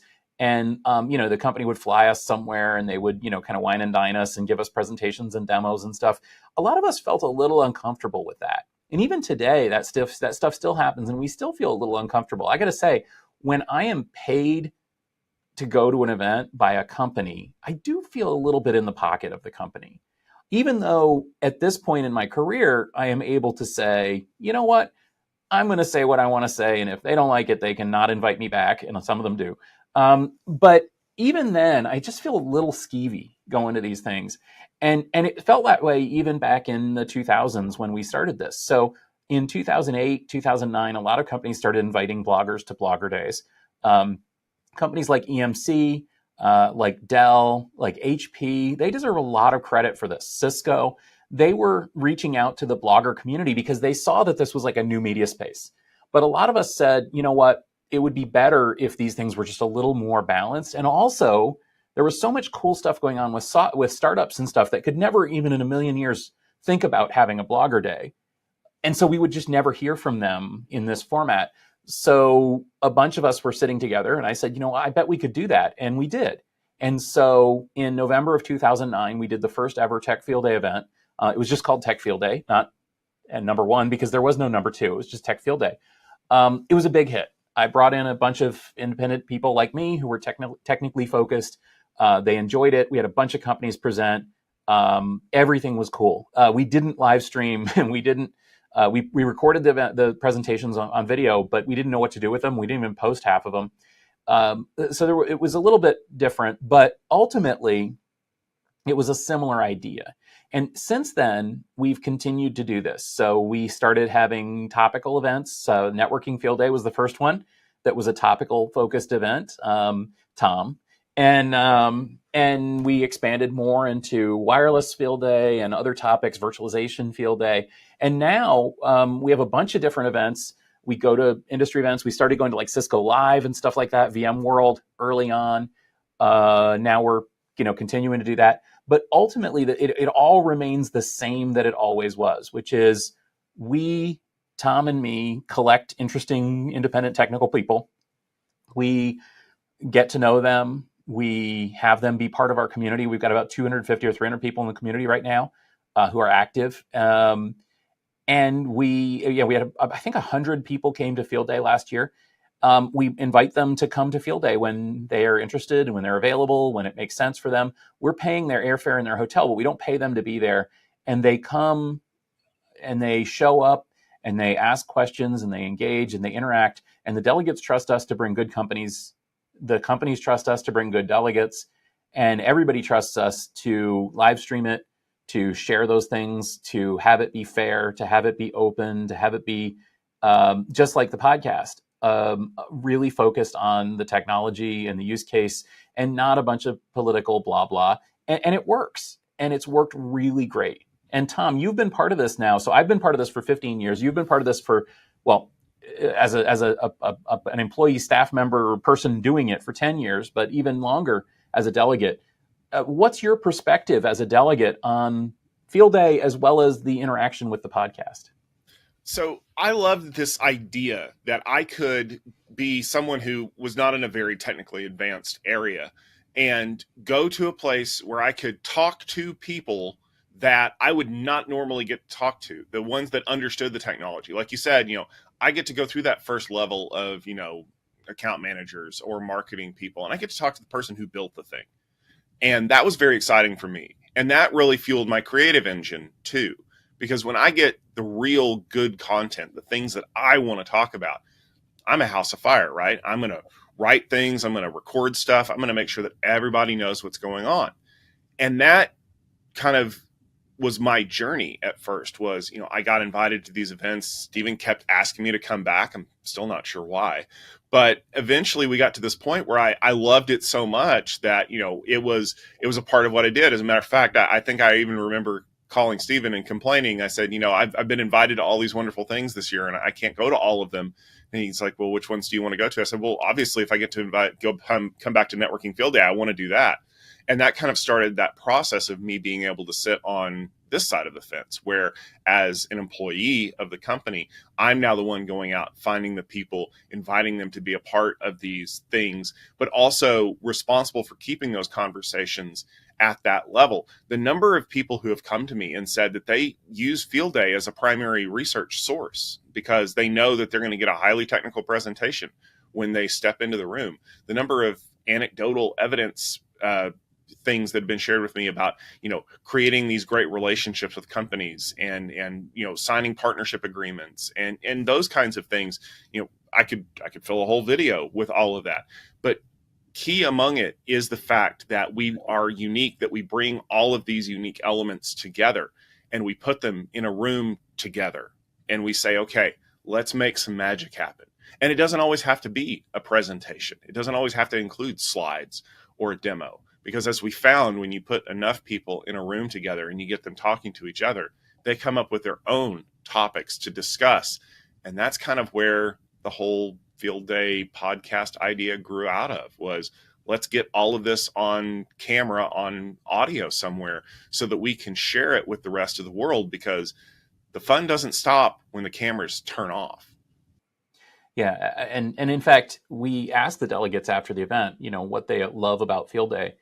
Invariably, yes, they love getting exposed to these companies, especially like Tom said, the opportunities sometimes where you have a real industry luminary, somebody who invented the thing presenting to you. That's awesome. They love the idea that as well, that we'll bring companies in that they've never heard of, or companies that they have heard of, but they don't really have good exposure to, or, just different areas. I mean, just that's one thing they love. But the other thing that they love is each other. They love the community. They love being able to talk to each other. They love to be able to have these kind of open and free conversations. And they love the ideas, the exchange of ideas. And it is magic what we've seen happen, because, the delegates will come in, they find new jobs. They find new podcasts that they want to start. They launch companies. I mean, we've had multiple companies come out of Field Day. It's just so cool what happens there. And it's not us, it's them. It's them taking the opportunity to spend time with each other. So it's great. And like I said, I mean, the coolest thing too is that it's a volunteer audience. Everybody's there because they want to be there, not because they're being paid to be there. They love that we let them be themselves. But I do think we need to talk about one elephant in the room, which is the sponsored episodes. So we call them spotlight episodes. And essentially, from the very beginning, we realized that we needed to have some way to financially support the podcast.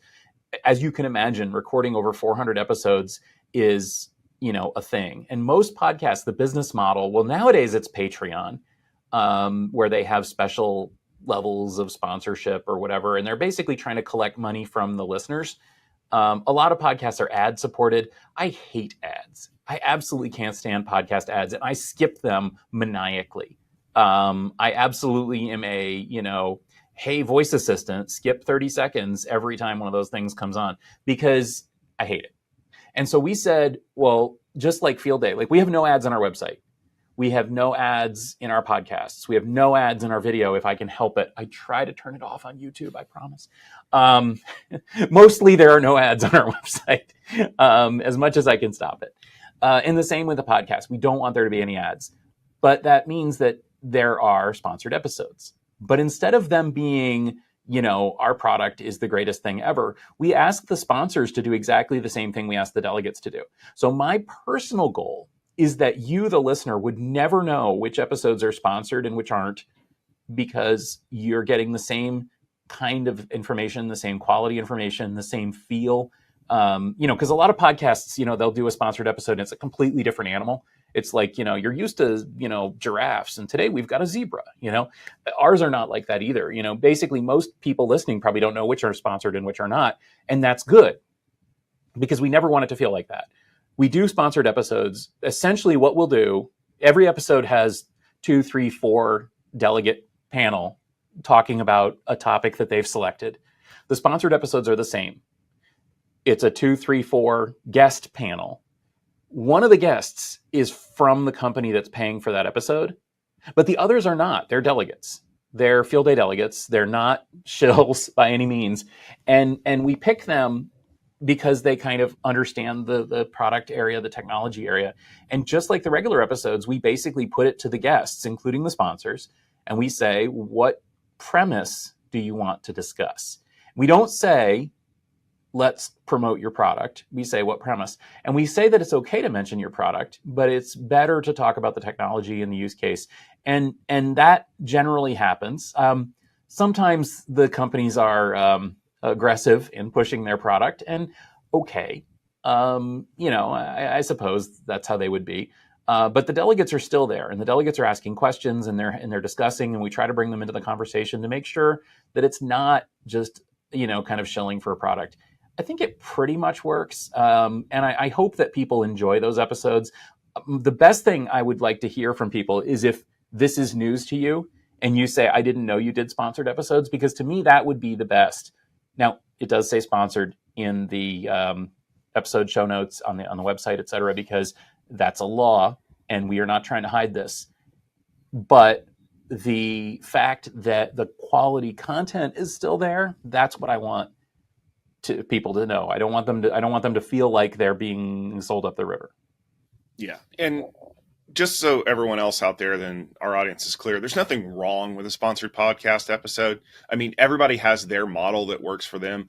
I couldn't do Patreon. It's just not my thing. But we have always said that sponsored or not, the podcast should have the same feel. And like you mentioned, Stephen, when we get on a call to discuss what's going to be on a Spotlight podcast episode, I always start off with, what's the premise? Like we need to get to that immediately, because that is the heart of what we do. And it is valuable for our listeners. It tells you everything you need to know about the episode before you ever get involved with it.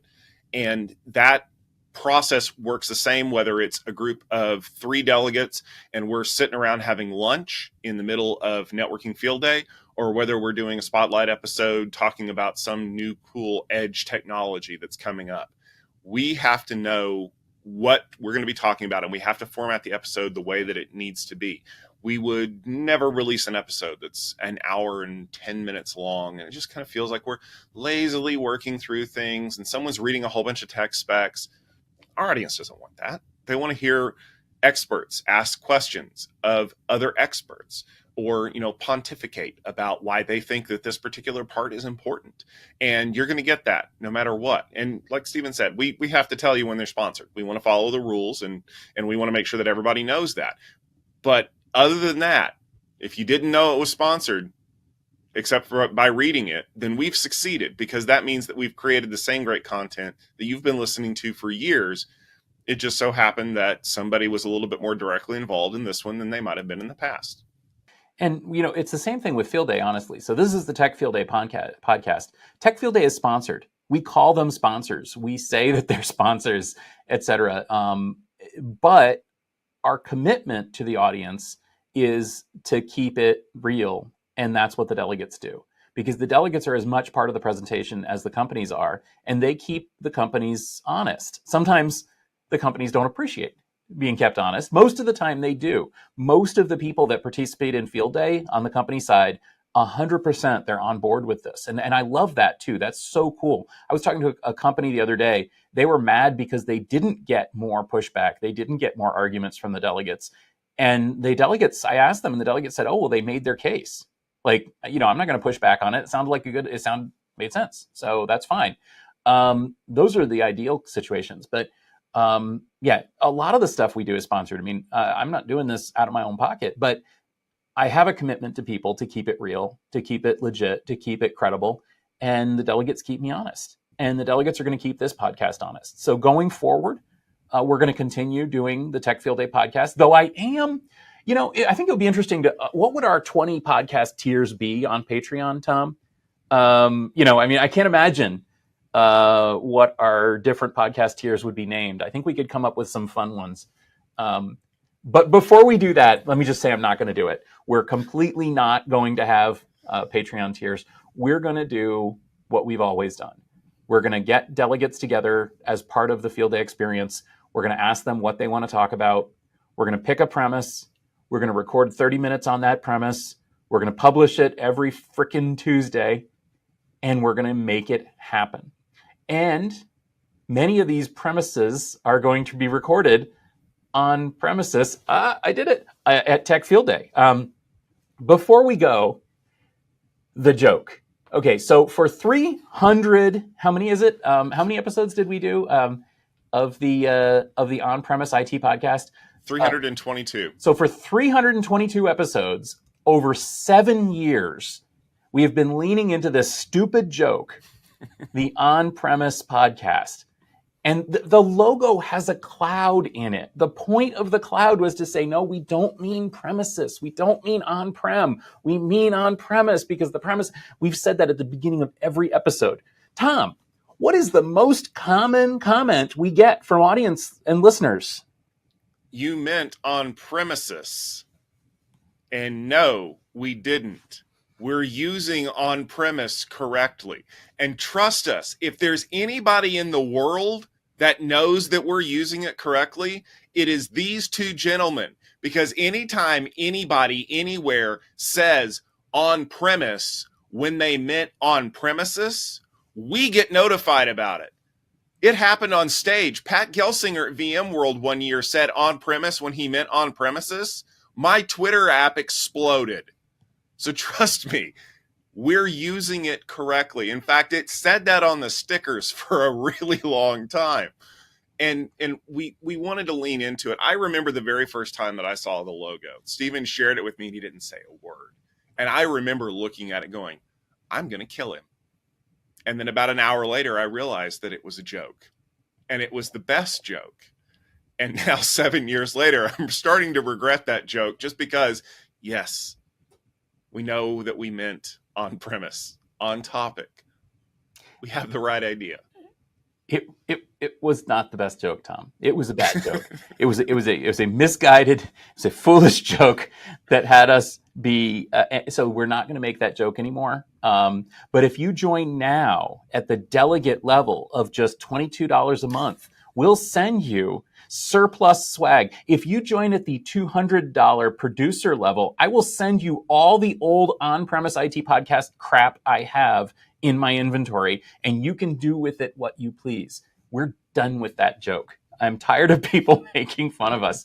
Yes, going forward, this is the Tech Field Day Podcast, which is what it was. It's the once and future name.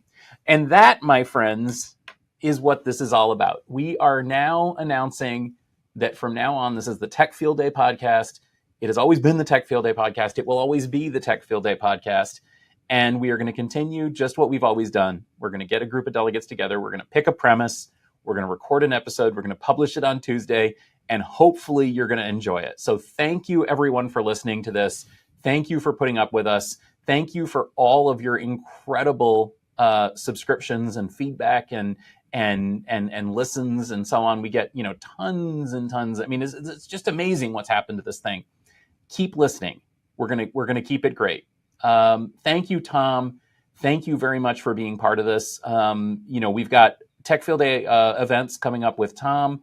Tom focuses on networking, on mobility and security. So check those out. We've got all of those coming up soon. For me, I've got events focused on application development. Yes, that's right. AI, cloud, edge. So listen in.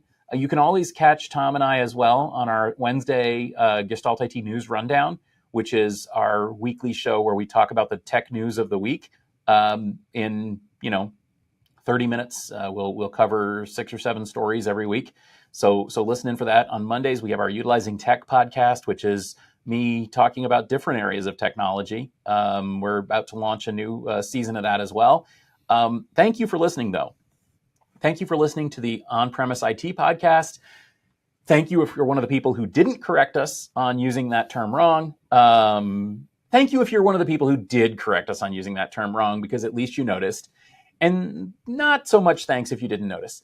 Moving on, if you enjoyed this discussion, please do give us a rating and review. You'll find us in all your favorite podcast applications. In fact, your current on-premise IT podcast subscription should just continue magically as the Tech Field Day podcast. That's what Corey tells me. I'm watching you, Corey. I hope you're right. We're going to have new episode artwork. By the way, there's an Easter egg in the episode artwork, and I'm going to give a on-premise IT sticker to anyone who can identify what the Easter egg is in the artwork. You'll have to wait and see. Give us a rating, give us a review. We would love to hear from you if you enjoyed this podcast. This podcast, as you know, is brought to you by Tech Field Day. Yes, it's all sponsored by us. Home of IT experts across the enterprise. Tech Field Day is now part of the Futurum Group, so check out the Futurum Group website to learn more about that.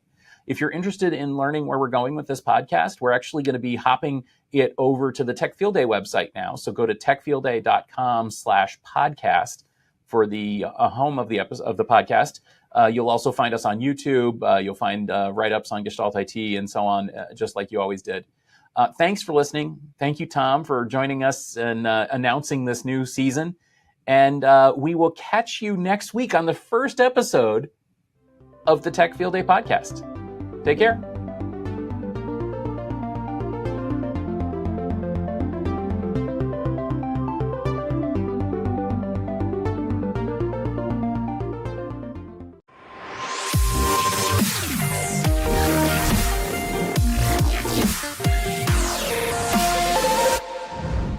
Hey everyone, welcome back to the 6.5 Summit. Daniel Newman here, CEO of the Futurum Group. Excited for this next session here in our Data DevOps Observability track. We got Devavrit Shah. He is the CEO of Ikigai.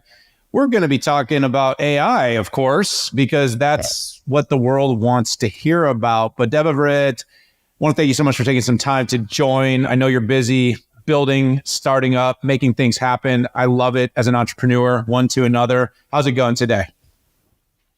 Excellent. Daniel, thank you for having me here. Of course. It's great to have you here. So listen, this event has companies like Amazon and Microsoft and Google, and we also have exciting startups like Ikigai. Give me the quick 1 minute, for everyone out there that isn't familiar with the really interesting and exciting work that you're doing. Absolutely. So I'm CEO, founder of Ikigai, also professor of AI at MIT, where I've been teaching for 20 years. At Ikigai, we bring generative AI for tabular time series data, structured data. Our mission is to enable everybody to thrive in the AI era, ride with the wave rather than get drowned. And our focus is enterprises? Well, listen, first of all, nice resume. I mean, look, one of the most esteemed universities, schools on the planet, one that someday if I work really hard, maybe I'll have the chance to come and, stop by and say hi to your students. I love it. But listen, LLMs are all the rage. Everybody's talking about LLMs. We're going from, we've got small models, we got bigger models, we got gigantic models, you got trillions, billions, millions of parameters. But it's not the only AI that's out there.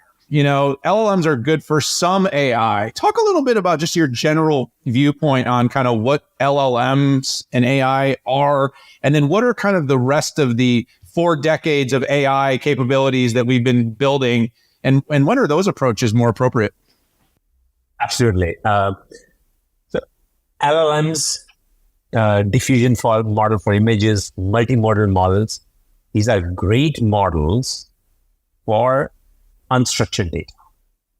See, the world in which unstructured data is, for decades, we've been spending a lot of time trying to learn what are the right mathematical representations for those things, and we could not figure out. And this modern take is, let's just take all world's data and find just represent it in a succinct manner, so that when a new data example comes in, let's look up effectively what is the right matching answer to that and produce an answer. That's what these things do. On the other hand, when you think about the tabular time series data, 4+ decades of research, actually, I would say 100 years plus of research, has provided us methods, approaches, models, representations, so that when those data points come in, we understand the structure within it so quickly, and we can extrapolate from it. And if you think about enterprises data, core enterprise data, whether it's about people, whether it's about product, whether it's about finances, whether it's about sales, customers, and all that, it's primarily tabular time series data. And those are the things where we don't need large language models or diffusion models. We need a very good mathematical representation that can allow you to extract patterns, insights from it, and make decisions with it, do scenario analysis, and all that nice things.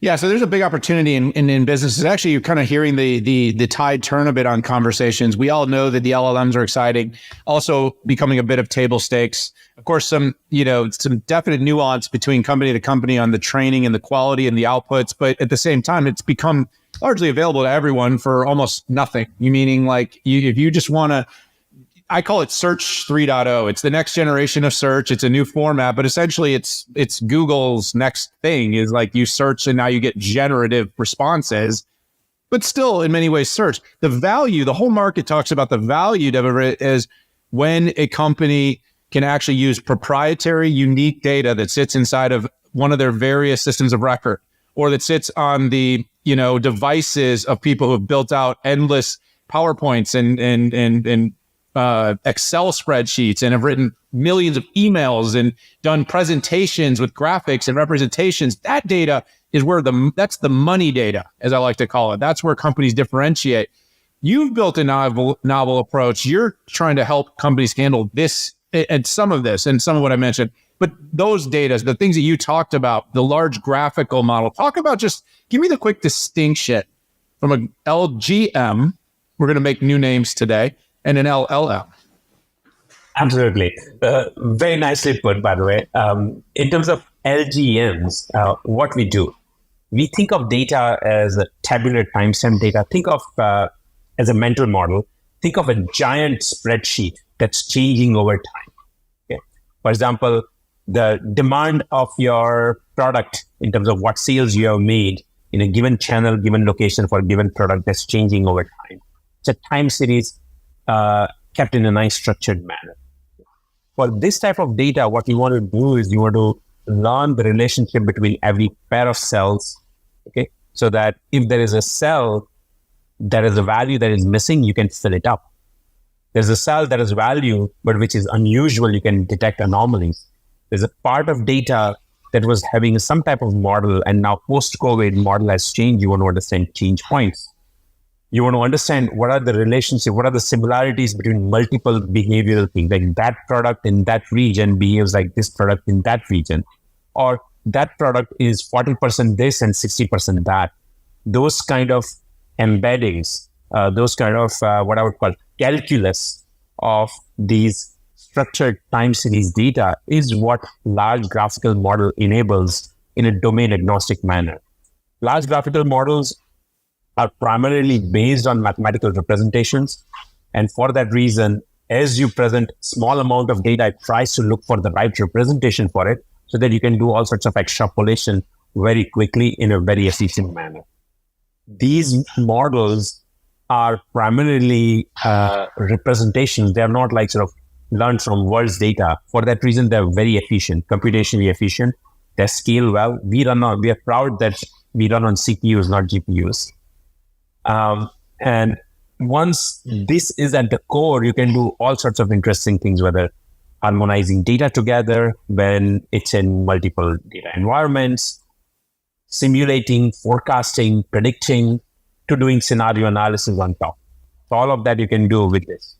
Okay. So I had a question, but now I have a different question because you just opened up the, chips are cool again, by the way. Remember when semiconductors were not cool?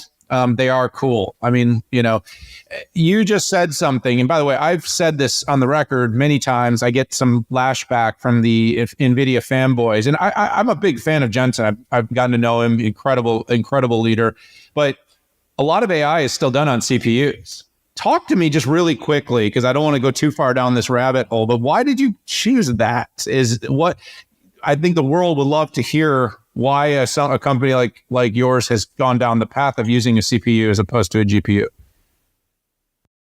So at the end of the day, we are using CPUs because we can, and that's sufficient. Okay. And the reason that's sufficient is because we are not taking what I would call an approach where go through entire world's data to learn the patterns. We are just focusing on your data, and to identify patterns, we are using the universal mathematical representation that we have identified over years of research through my research group at MIT and our collaborations. No, it makes a ton of sense. I mean, it's okay sometimes to just be like, look, it does the job, and it's way more cost efficient right now, way more power efficient right now. There's way more access. You're not going to wait 9 months or 18 months to get access to them, or you're not going to pay a huge tax in the cloud to get access to. And it doesn't work. A lot of inference is done on a CPU. I mean, a ton of inference will be done. We're not just going to shut all these data centers down that we've been building over the years. We're going to put them to use. It's kind of like older storage technologies became cold storage, and then we'd warmer, and then we'd HBM, and we're seeing this happen. So talk a little bit, just give me a couple of the really clear use cases for LGMs, if you could just put them in context for people. Absolutely. So back to the use of AI in enterprises. Enterprises, there are two things that they want to do really well with data and AI. One, figuring out opportunity to grow. Two, run their operations efficiently. In either case, it's about form of balancing act. Think of supply chain, supply and demand. Those are the two sides of equations. As you think about demand, you want to forecast demand really well because that's uncertain. As you plan for supply, you want to figure out what are the right planning and controlling actions that you can take among choices you have available. If you go to finance, you're trying to figure out how do you reconcile your data that sits into multiple environments so that you can unify it, you can do a bunch of things on top of it, whether it's after that forecasting your cash, forecasting your consumption, if you're a consumption-based company, or planning and doing scenario analysis from an outcome-driven perspective. If you are thinking about insurances, in insurances, you have to do claims auditing. How do you use AI to do that? If you're thinking about financial services, you want to do a fraud detection, fraud management, risk score that is comprehensive across customers and transaction, across all sorts of data altogether. So these are the type of use cases that we have been seeing across supply chain, banking and financial services, insurances, and the traditional CFO's office. Excellent. And by the way, it sounds like you're hitting the highly regulated industries, and also sounds like you can help with some of what I say persona-based, role-based, which is super important. I mean, just ask our CFO the questions that I'm asking him and how much AI could help if it was properly implemented. And we're getting there. Every company's getting there. It's a process. So I got about a couple minutes left with you here, Deborah, and I really appreciate you spending the time. I'm going to ask you to put your professor hat on for a minute here. I'm going to ask you kind of a big question. Hopefully you can answer it in a somewhat condensed manner, but key considerations for the development of a long-term AI strategy. And I'm going to couple this considerations for businesses developing a strategy. And at the same time, how do you see policymakers and business leaders making sure that we manage it? So how do we deploy it? And then how do we manage it responsibly? Great. So there's sort of a few things here. One is, as we use AI, whether we use internally or externally, with AI, exception is a norm. So plan for it rather than thinking of that as a surprise. If going back to compliance regulation heavy industry, you want to keep expert in the loop, not out of the loop. So the best way to think, in my mind, bringing AI is to have experts within the loop, not out of the loop. Let machines do a lot of work for you, but make sure that there is a spoonful of intelligence that is brought in by experts constantly. So that's one part. Second is data is where AI starts and data is where AI ends. So be very mindful of how you utilize data, how do you mix it up, or how do you avoid mixing it up. It's very, very important to have attribution in terms of when you are generating AI insights. Okay. And then finally, the third thing is, unlike other things, AI is rapidly progressing. With regulation, it's the norms that matter, and those norms are not yet defined. So what you need to do is you need to start defining those norms along with your other fellow community industries and try to start to sort of get into the self-regulation things. For example, even though we are a small startup, we decided to follow this ourselves, and we have set up our own AI council. This AI council is a collection of awesome academics, both from social sciences, the law and policy, and AI. And they help us meet us quarterly, and they help us provide what are the things we should do or we should not do, and then implement. Yeah, listen, you did a good job, and you played the professor role perfectly there, Devavrit. I would love to sit in on one of your lectures at some point. This is a big problem. I remember just recently I was on CNBC, and they were asking me about, basically, can this be regulated? And I think it's going to be people like you, building companies like you, working with policymakers, business leaders to figure out, how do we do this technology to keep innovating and lead the world, but at the same time, do it safely, do it securely, do it responsibly. It will be a tug of war. Industry will always move faster than regulators. There's really nothing we can do about that except work closely, stay informed, try to open the box, be transparent whenever possible. And it sounds like this is exactly what you're doing. Devavrit Shah, CEO Ikigai, thank you so much for joining me here at this year's 6.5 Summit. Let's talk again soon. Thank you, Daniel. Thank you for having me. All right, everybody. We appreciate you tuning into this segment. It was a fascinating one. LGMs, we've got a new acronym. Now, check out Ikigai and stay with us for all of our 6.5 coverage. Studio, sending it back to you.